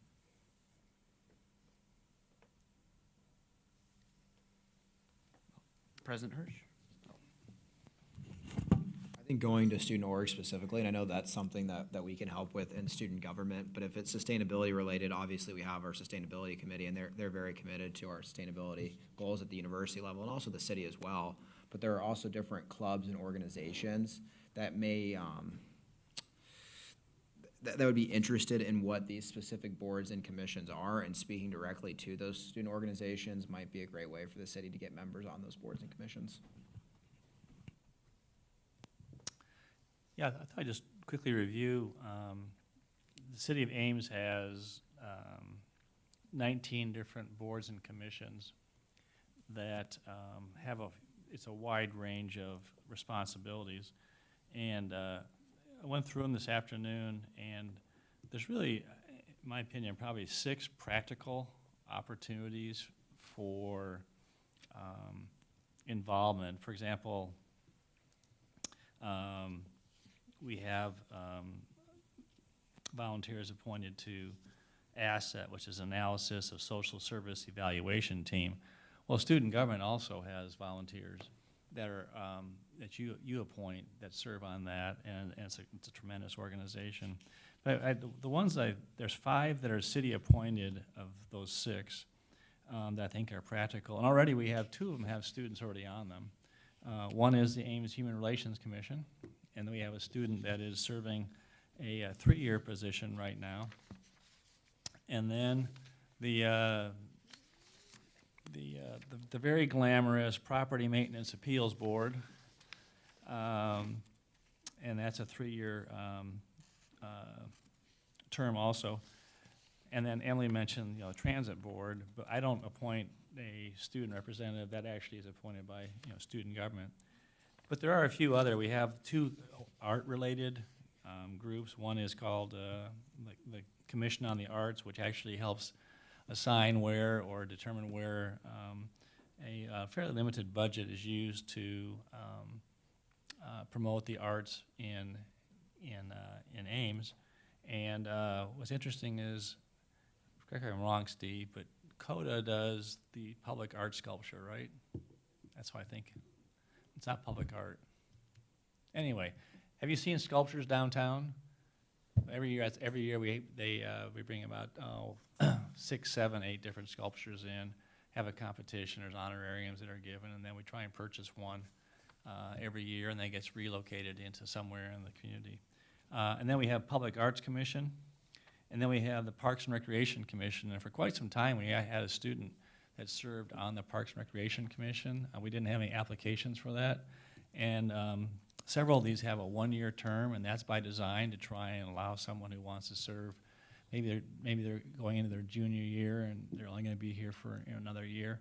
Gives them that opportunity. However, I have taken the liberty that if students are interested, I'll go ahead and appoint someone to a 3-year term, and if they end up with graduating before their term is done and leave the community. Although that, if we passed a policy that if you get on a board or commission, you have to stay in Ames, that'd be a way to put some hooks into people, wouldn't it? Think that would work? You are not.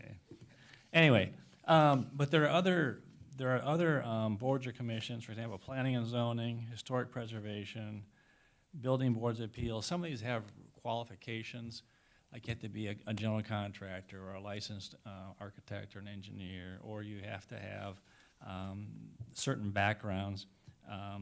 So I'm just looking for ways, and I would like to have students on, for sure, 5 of those commissions, and if we can get a few more in other ones, that'd be great. I think the key is how do we communicate that, what it is. And what we do is we have an open application period that you can file an application, and there's a gentleman in our office that collects those. He and I work together. He creates this notebook. And during the year, sometimes we have someone who will resign. Maybe they're moving out of town, or for personal reasons, they just can't continue. So if someone indicates that they're a student and they're interested in a certain board or commission, be happy to give that consideration. So I'd be interested in hearing how we can get that out to individuals. The key is that they don't meet on campus. Typically, they meet at City Hall, and so if you don't have transportation, you have to get side ride, which does drop off at City Hall, but that may be a challenge also. Councilwoman Junk, and then we can move to Senator Rolls.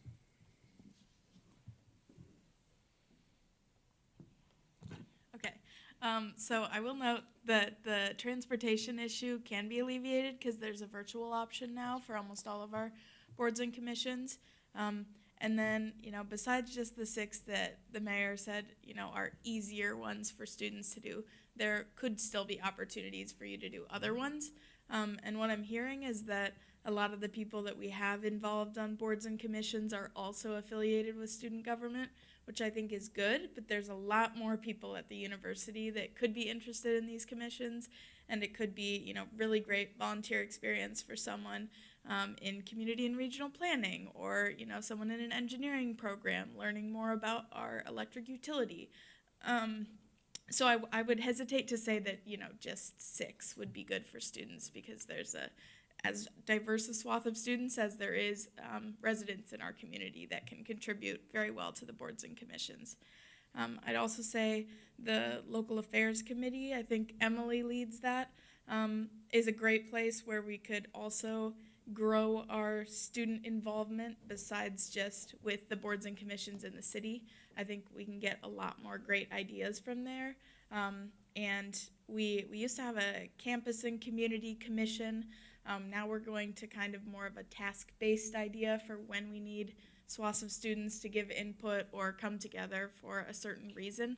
So I think our Local Affairs Committee is a great place to start if you have an idea and you think it'd be a good collaboration between the students in the city of Ames.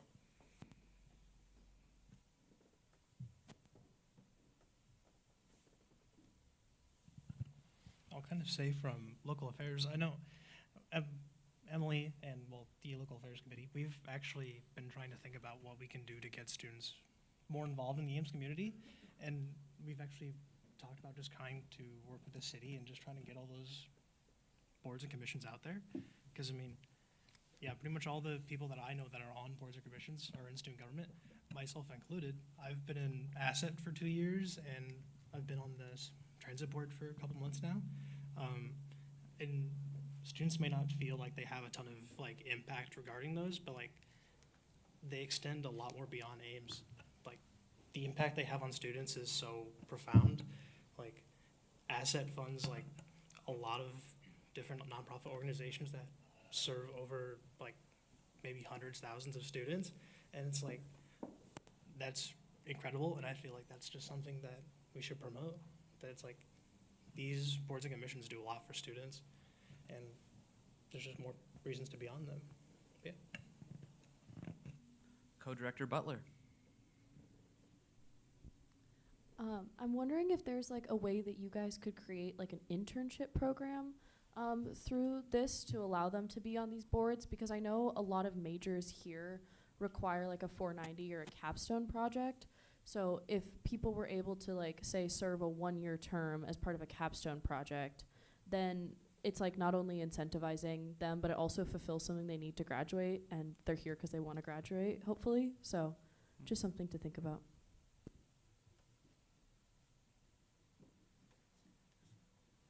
And with that, the floor is open for any further discussion surrounding the Ames boards and commissions, specifically any ways to get people involved. Senator Marcus. Yeah, so I just wanted to, I guess, just put the idea out there, as I know that I've heard a lot of talk so far about like just trying to get people into the positions and like trying to like get them onto these boards. But I've had a few people come and talk to me, even just about student government, and ask, well, what can I do to do like a temporary role? I don't want the burden of a title. I don't want that time commitment, but I do want to offer my ideas and my advice and help out where I can. So I don't know what your guys' interest on this would be, but just to have people come in for like certain like one meeting or a couple of meetings and just offer ideas, offer opinions, but not have an official role or not like have a specific time commitment, but just maybe have idea workshops for certain boards and let students come into those and give their opinions and ideas. How would that, interesting idea. How would that be, how do we advertise that, and how would, do you have any ideas logistically how we could get that word out? I mean, I had never thought of it before. It kind of ties a little bit with what Rachel's talking about in terms of our going to more of a task force or ad hoc, but and also ties in with our Council Connect, trying to get more people to go out and engage with individuals. So any thoughts on that? Yeah, I mean, my original idea was just kind of how student government has open forums, so just like at the beginning of meetings, let them come and talk, which I don't know if your meetings have that or not, but I know that's one option. Otherwise, just kind of like maybe like a meeting for like an open discussion or like an idea workshop where it entails like a lot of what the different boards do, and then just have students go to that and then be like, based off of your ideas, I think that this board would be a good idea for you to go to, and you can give your ideas to that board, and they'll be able to carry that out farther. So I'm hearing you say is that you might hold a meeting where we review what the different boards and commissions do, and if people are interested in offering feedback or they have ideas, then we could kind of help them understand where to go to address the boards and commissions. Is that correct? Yeah, that's my general idea of it. I haven't given it too much thought. It was just kind of a thought that popped into my head while I heard the discussion going around. Councilwoman Junk?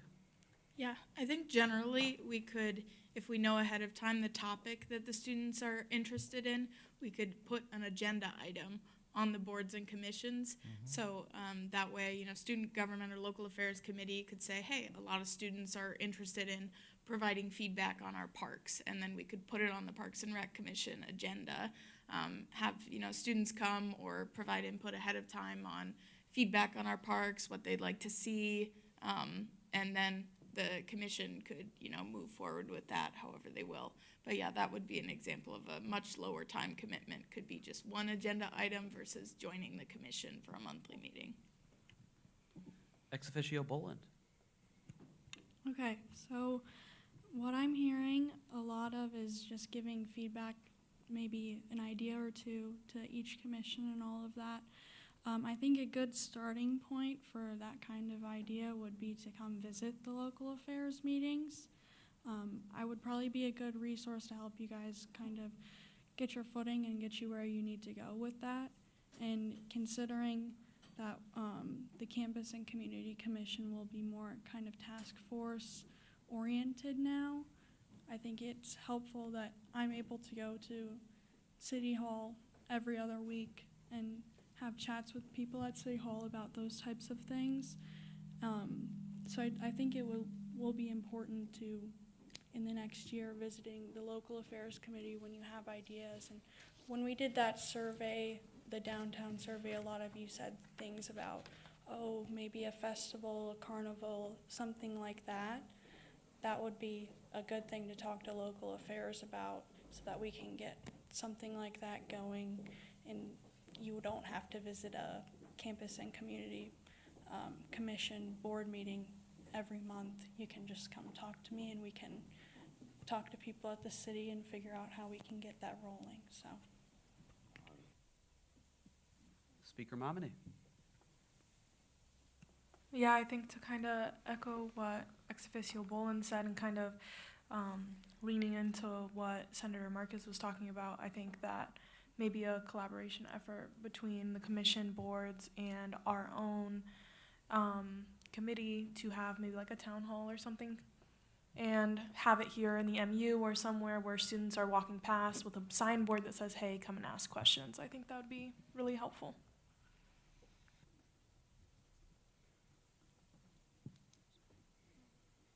Just checking. All right, with that, the floor is still open on Ames boards and commissions. Are there any final thoughts on that topic? All right, so seeing none, we are a few minutes ahead of schedule, so before we move into closing comments from our ex officio and Mayor Hala, I would open the floor for any final thoughts from the general body. If there are any final thoughts you would like to offer on tonight's topics or anything you would like to go back to, starting with Councilman Garten. Yeah, we've been talking a lot tonight about engagement. This has been really helpful. But one thing I just want to make sure I convey, we actually don't get very many emails. When I started on council, we got a ton more emails than we do now. And so if you go on the city council website, you can email us individually or as a group. And so this isn't actually a place where you can reach out and things happen. And so we take these suggestions seriously. And so I just want to make sure the conversation doesn't just end tonight thinking you have to be in a certain role. Anybody can reach out to us. We look forward to hearing from you. Any further general closing announcements from the body? Going once. All right, seeing none, we can move into closing comments now from ex officio Boland. All right, thank you guys all for being here tonight. I think we had a really good discussion, and it was a really great meeting, so I'm looking forward to seeing what we can do in the last push of this term to get things done with local affairs and answer any questions that you guys have for me or refer you to any staff or the city council itself. So thank you again for being here tonight, guys. I think we had a really, really good, productive conversation. And any closing comments from Mayor Hala? I would just echo what ex officio Boland just said, and thank you for coming out. Thank you for giving us 2 hours of your evening, afternoon, evening to give feedback, and I echo what Councilmember Garten said too, and that is we really do appreciate hearing from students, from residents, and even if you have ideas, things that we could consider. And again, we're a policy-making body, and things we could do that can make things better for you in Ames, and I encourage you to stay in Ames. We would love to have you call Ames home for the rest of your life. So, thanks. All right, well, thank you both. Just to echo what has already been said, thank you again to our counselors, to Mayor Hala, to all of our city staff for being here tonight. Really proud of the relationship that we've tried to build with City Council over the past year, and so even though this is our last joint meeting of the session, I hope that this is, just the beginning of a continued stronger dialogue. So once again, to everyone from the city, we really appreciate your time tonight. We really appreciate your partnership this year.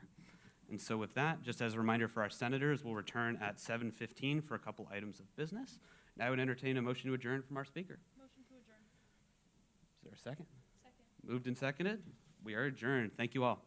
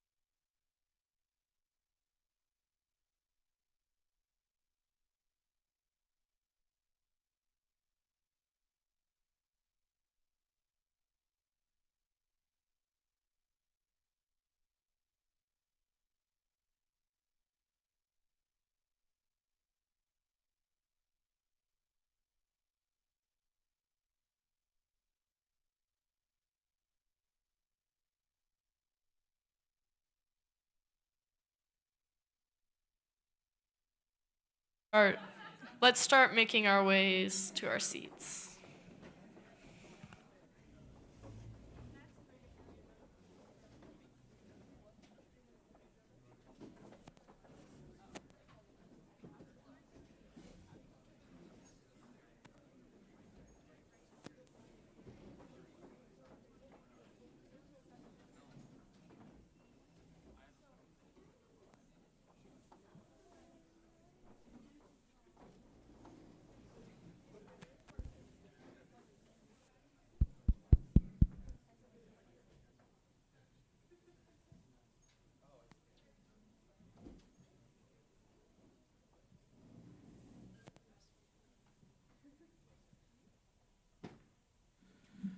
All right, good evening, everyone. The time is 7:20 p.m., and I hereby call this meeting of the Student Senate to order.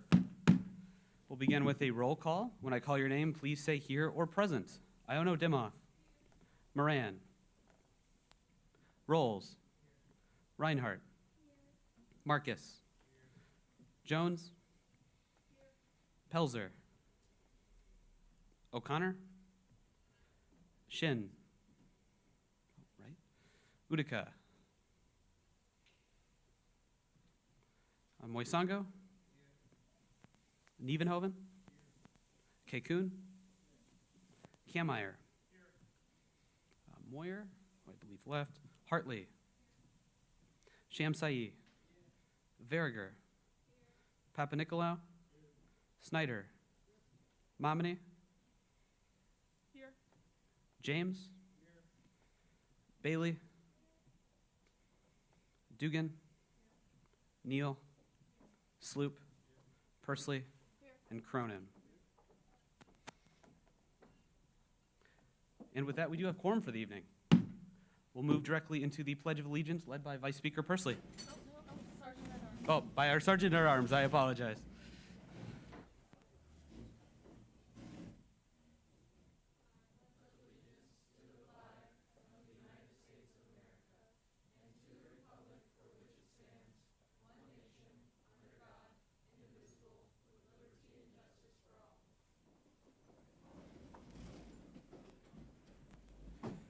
Thank you to our Sergeant at Arms. And with that, seeing no Senate program for this evening, we'll move directly into open forum. Open forum shall serve as an opportunity for students to speak about any issues relevant to the student body. If there's anyone here tonight for open forum, I would ask that you approach the podium at this time. Seeing no one here for open forum, we'll move directly into adopting this evening's agenda. Is there a motion to do so? Amendments? Oh, and if you withdraw, starting with Senator Nievenhoven. I motion to add 2025-3-028F to the bottom of new business. Second. And could you repeat that number for me? I apologize. Yeah. 2025-3-028F. Moved and seconded to add item 028F to the bottom of new business. Are there any objections? Seeing no objections, it shall be added. We're now back on the agenda as a whole. Senator Kameyer. Motion to add Senator Utica to the roll. Motion to add Senator Utica to the roll. Are there any objections? Seeing none, he shall be sat. And then I move to table 2025-3-024F indefinitely. I believe you said item 024F. Correct?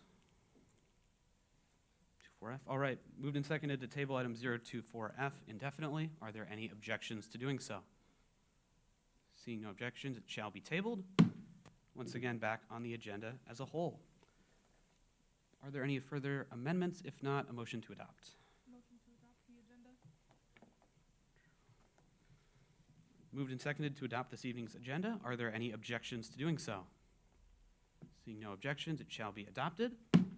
We'll move into the approval of last meeting's minutes. Is there a motion to do so? Moved and seconded to approve the minutes. Are there any objections to doing so? Seeing none, they shall be approved. Moving then into committee reports, starting with the Rules Committee and Speaker Momini.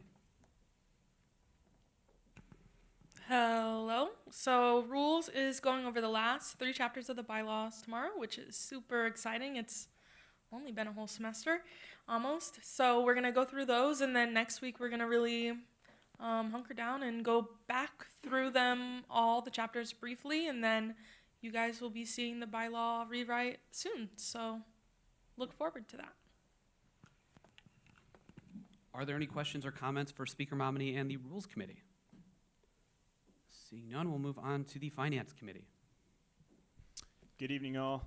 Just a few things for me tonight. So you'll be voting on one bill tonight, and that'll be the furniture bill for our administrative assistant, Amy. I'm sure you guys checked that out. Senator Cameron did a good job breaking that down for you guys. And then also, just last night, we finished and we wrapped up our annual allocation process. We met with our last groups. The process went smoothly, it went well. We had a few groups that didn't show up to meetings, but that's all right. We'll be adding, or that annual allocation bill was just added to first read, so please take some time this week to check that out. We'll be reviewing that bill in the Finance Committee on Friday at 3:30 p.m. So if you guys have any questions or concerns about that, please feel free to stop by on Friday to voice those concerns. Otherwise, that's it. Thank you, guys. Are there any questions for the Finance Committee? Seeing none, next we'll move on to PR.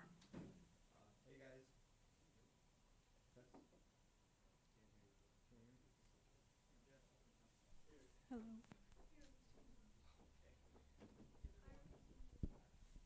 Hey guys, wow, okay. Today was a lot of fun. We had our welcome back from spring break event. We gave out over 300 slices of pizza to students, as well as a lot of student government buttons and stickers. And a few students showed interest in joining as well. I'd like to thank Amy, our assistant, for helping us order the pizza and bring it to campus for us. Couldn't have done it without her. And I'd like to thank everybody else who helped me out today. Much appreciated. All outreach credits are up to date, so if you don't know where you're at with that, you can take a look in the outreach tab of the MIS. Earlier this week, was it yesterday? Yesterday was Tuesday. Yeah, okay. A press release of the campus concert went out to all students. It's on Instagram as well. In terms of marketing, we're going to be ordering more merchandise to give out at future events. We'll be promoting Sustainability's Campus Cleanup and Ideas Town Hall, which are both events coming up this month. For IT, Alex is hard at work updating the website. The directory is up to date. It looks very nice. Currently, he's working on creating uniform pages for each of the committees. That's all I got. The floor is open for PR. Seeing no comments, we'll move on to the Idea Committee. Hi everyone. So after like a big hiccup in the Idea Town Hall, but everything is fine. The event is gonna happen as planned. I did get a chance to speak to Cassandra. She'll be there for the event, and I think. Oh, and the spring break meal plan thing, I believe, hopefully went great. Just waiting on, I think, waiting on Braden to like give the input from the meal plan, how it went, like how the outcome was for, I think, spring break. Yeah, spring break meal plan. So hopefully that went well. But again, Idea Town Hall to look forward to. Floor is open for any questions or comments for the Idea Committee. Seeing none, we'll move on to Local Affairs.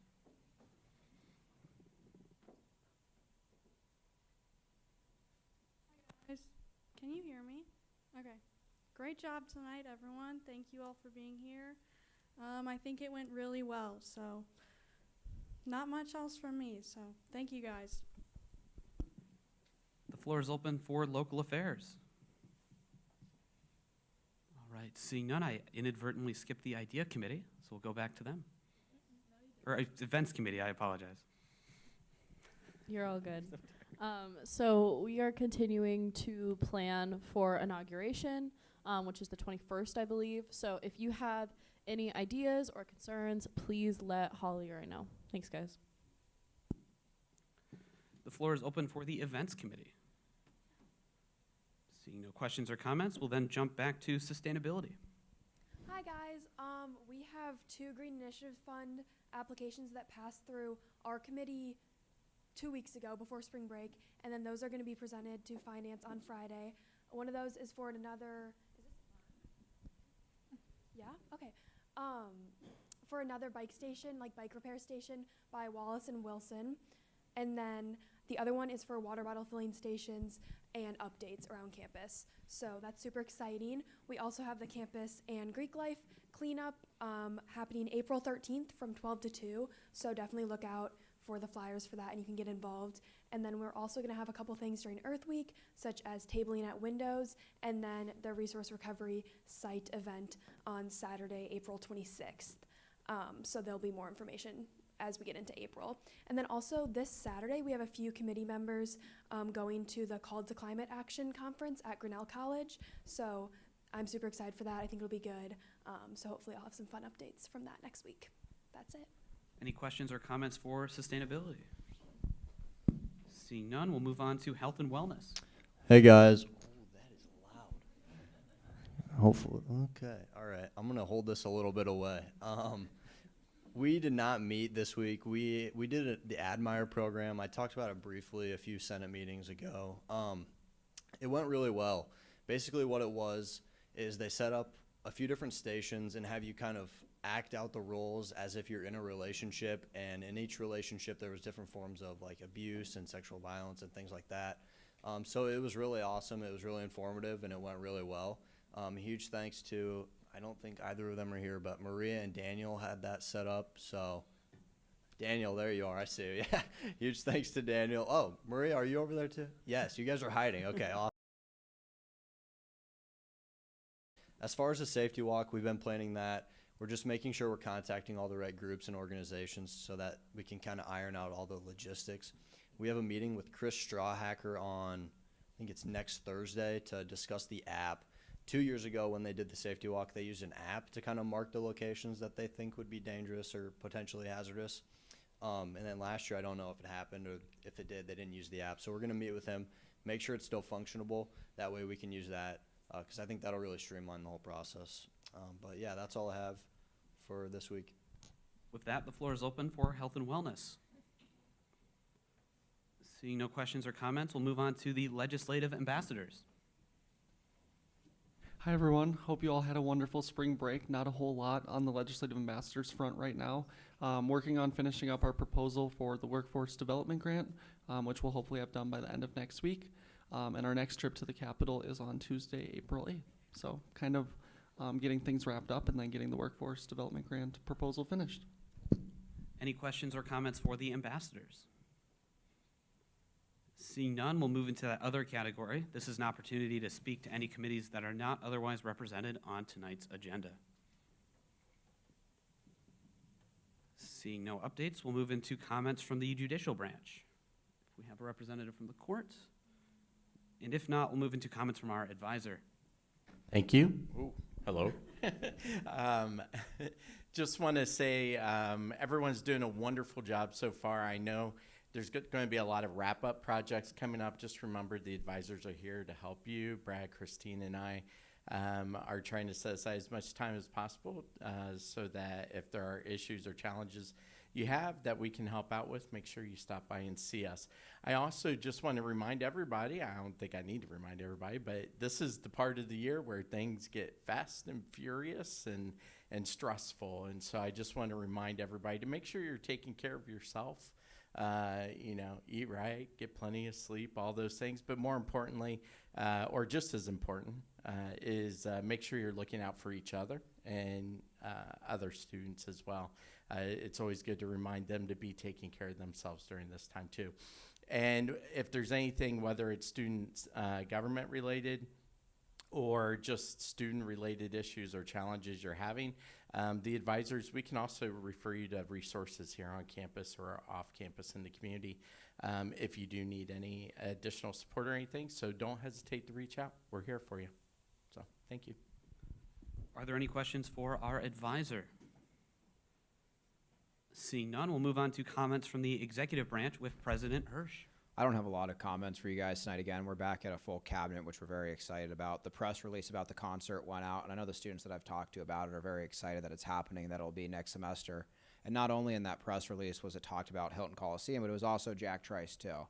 So again, we're very excited to see what's to come, and excited when there will be an announcement made for that. And then I don't have anything else on the executive side, but besides the fact that cabinet members are working on transition documents and making sure that the next people in those roles are set up for success. Again, we want to make sure all of the success and the accomplishments that we've had this year carry over into the next term. So thank you. Any questions for the executive? Seeing none, we'll move into comments from the Election Commission. Hey everybody. Oh, just a couple things from me. So we didn't meet the week before spring break just to give everybody a break after the election, but that doesn't mean we don't have any stuff coming up. So as you all know, we will have a special election timeline put out this Friday for the constitutional amendment. So I'm not sure exactly when that election will be, but that's going to be there. So we'll have that determined Friday. Also, if you just ran as a Senate candidate, you should have received an email from your liaison about feedback from the campaign. If you didn't receive that, just shoot me an email after this, and I get that sent over to you. And not all the liaisons sent it out. So if you're one of those persons that didn't get it, please let me know. We're going to use that feedback to improve the code. And then this goes as well for executive candidates. If you haven't sent me that, please get that sent to me. We're going to use that this Friday, start talking about how we can make things better for next year. So some of the work that begins this Friday for us is work on code and rule improvements. So one of the biggest things is we're looking at a new penalty structure for violations. You will be seeing that finalized next fall. So we're just going to get a start on that, see what we can do to improve that. And then we're also going to improve the violations procedure, just make things go a little bit more smoothly for next year. And then in some fun final news, the trophy for the competition is almost ordered. It has been a long process, longer than I thought it would be. It's kind of painful, but it's almost ordered, so it's looking super cool. And then we're hoping that Iowa does not beat us next week. So that's all for me. Are there any questions or comments for the commission?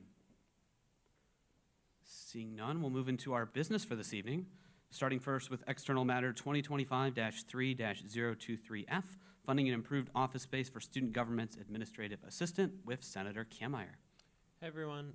So if you remember this on first read from 2 weeks ago, hopefully you've had the chance to look through it. It is a significant amount of money, but I mean, just to set up anything like this, it's going to cost that. Also, this did pass through favorably in Finance Committee. Then I will yield the rest to Finance Director Martinez. Sure. Yeah, so not much more to add there. Senator Kameyer, like I said in my opening statement, did a pretty good job breaking this down to see the exact cost of where the funds will be going to. And just to remind you guys, FP&M is the only body that can do work here in the MU, so we don't have the ability to go out and get multiple requests to look for a better deal. So we're kind of stuck with this one. But we do think they did a really good job, and we think the accommodations that they're going to provide for Amy are adequate. I know she does a lot of good work for us, off on the sidelines and stuff. So I think it's money well spent. And of course, it's going to be there for a very long time as well. So please, any questions? With that, the floor is open, starting with Speaker Momini. Not a question, more of a comment. As much as big price tags can be scary, I think it's important for us to acknowledge the work that Amy does. And in the work that she does, we are able, as an organization, to work more effectively. Even if, as senators, you haven't seen it directly, the work that she's done, she is really helpful. She does help all our committees if they have any questions, or like Director Gertis mentioned, ordering the pizza. It's just a lot of behind-the-scene work that helps us run more smoothly. And so even if it's not directly seemingly related to student activities, it does help us run more efficiently, which does impact students. So I think that it's worth it to give her the space and some of the materials and things that she's needing, so that way she can feel comfortable in the role that she has as well. And then follow up, if you were wondering what that tiki torch thing is in the corner, because I was, it's a coat rack. Yeah, that's it. I yield. With that, the floor is open for any further discussion. Moved and seconded to end debate at this time. Are there any objections to doing so? Seeing no objections, any closing comments from Senator Kielmeyer? Yeah, coat rack. Good to know, all right. So with that, seeing as this is a finance bill, we'll move into a roll call vote. So when I call your name, please say yes, no, or you may abstain, starting with Iono Demoff. Rolls. Reinhardt. Marcus. Jones. Moisango. Nievenhoven. Kuhn. Kielmeyer. Hartley. Shamsai. Verriger. Papanikolaou. Snyder. Momini. James. Bailey. Dugan. Neal. Sloop. Pursley. And Cronin. One moment while we tally that.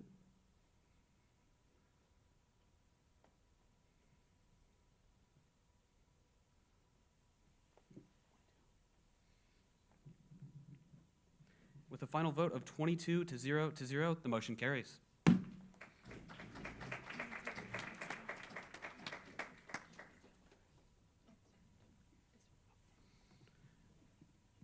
All right, and so having tabled item 024F previously, we'll move into internal matters.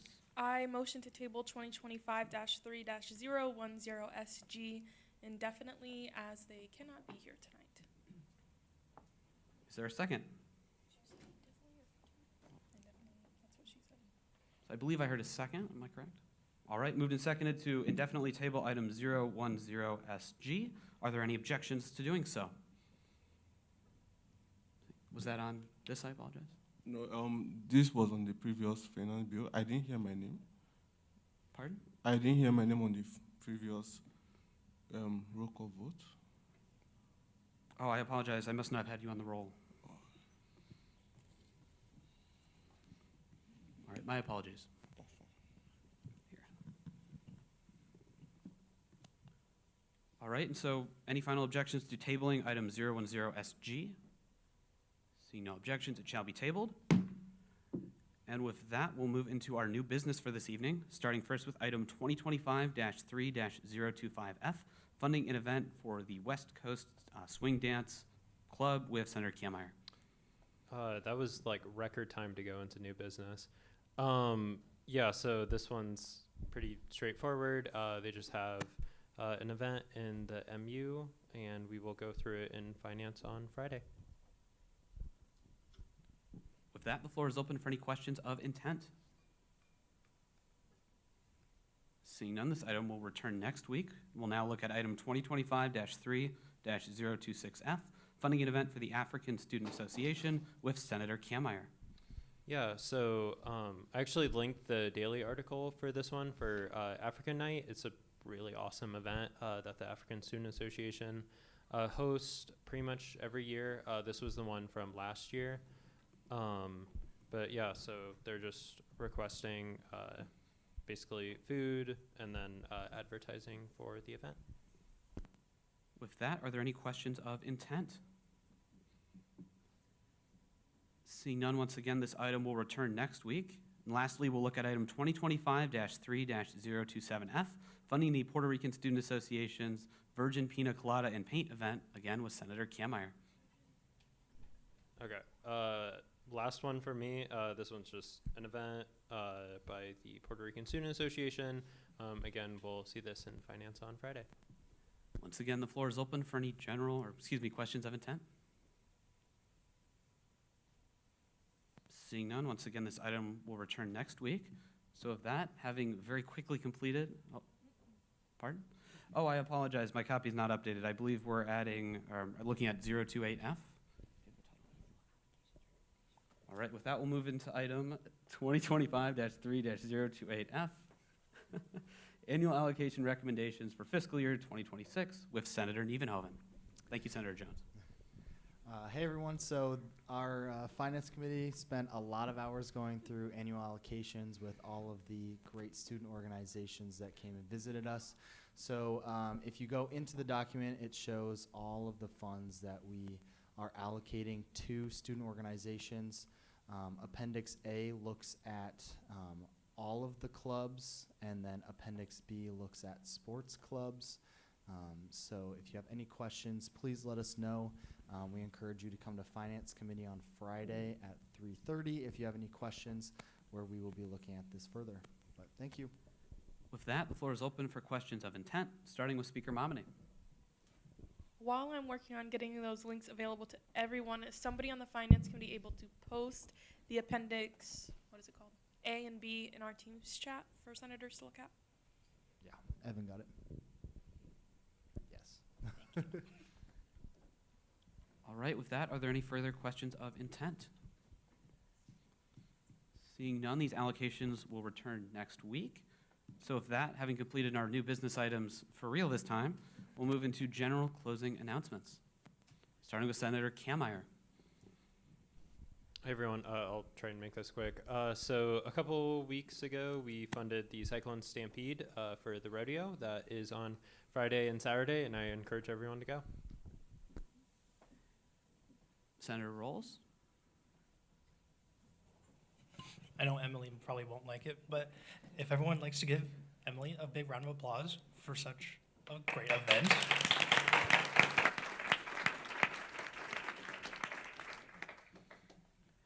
Any further general closing announcements? All right, seeing none and with no closing announcements myself, I'll yield to the Vice Speaker. I would also like to thank Emily for all of her great work and thank all of you guys for participating so well tonight. I think it was very productive. And then I would also like to say, with these last couple of weeks wrapping up, if you have any questions or need any advice or anything, feel free to come to me and ask. And then as well, just keep trucking through, getting your office hours done, making sure that you're doing them. And thanks, you guys, for such a great semester so far. Yes. One more thanks to Emily for the very smooth, very well-planned meeting that we had tonight. I think it did go very good. Thank you guys all for showing up, and I'm glad that we were able to have a very short Senate meeting, considering that we were here for 2 hours with the City Council. So thank you guys for sitting through that. Please do make sure you're doing your office hours. Otherwise, you might get invited to a rules meeting for not anything fun. And if you're going to not be at Senate or late or leaving early, you need to let Coyne and myself know. Otherwise, you could also be invited to a rules meeting for not something very fun. So let's try to avoid that in those last couple weeks. With that, we do have a Green Zones working meeting next week from 6 to 6:30. So it'll be short, and hopefully we all can learn something new. Other than that, please be communicating with your mentor and mentees about any projects that you want to get done. We have 3 meetings left. With that, motion to adjourn. With that, we are adjourned. See you next week.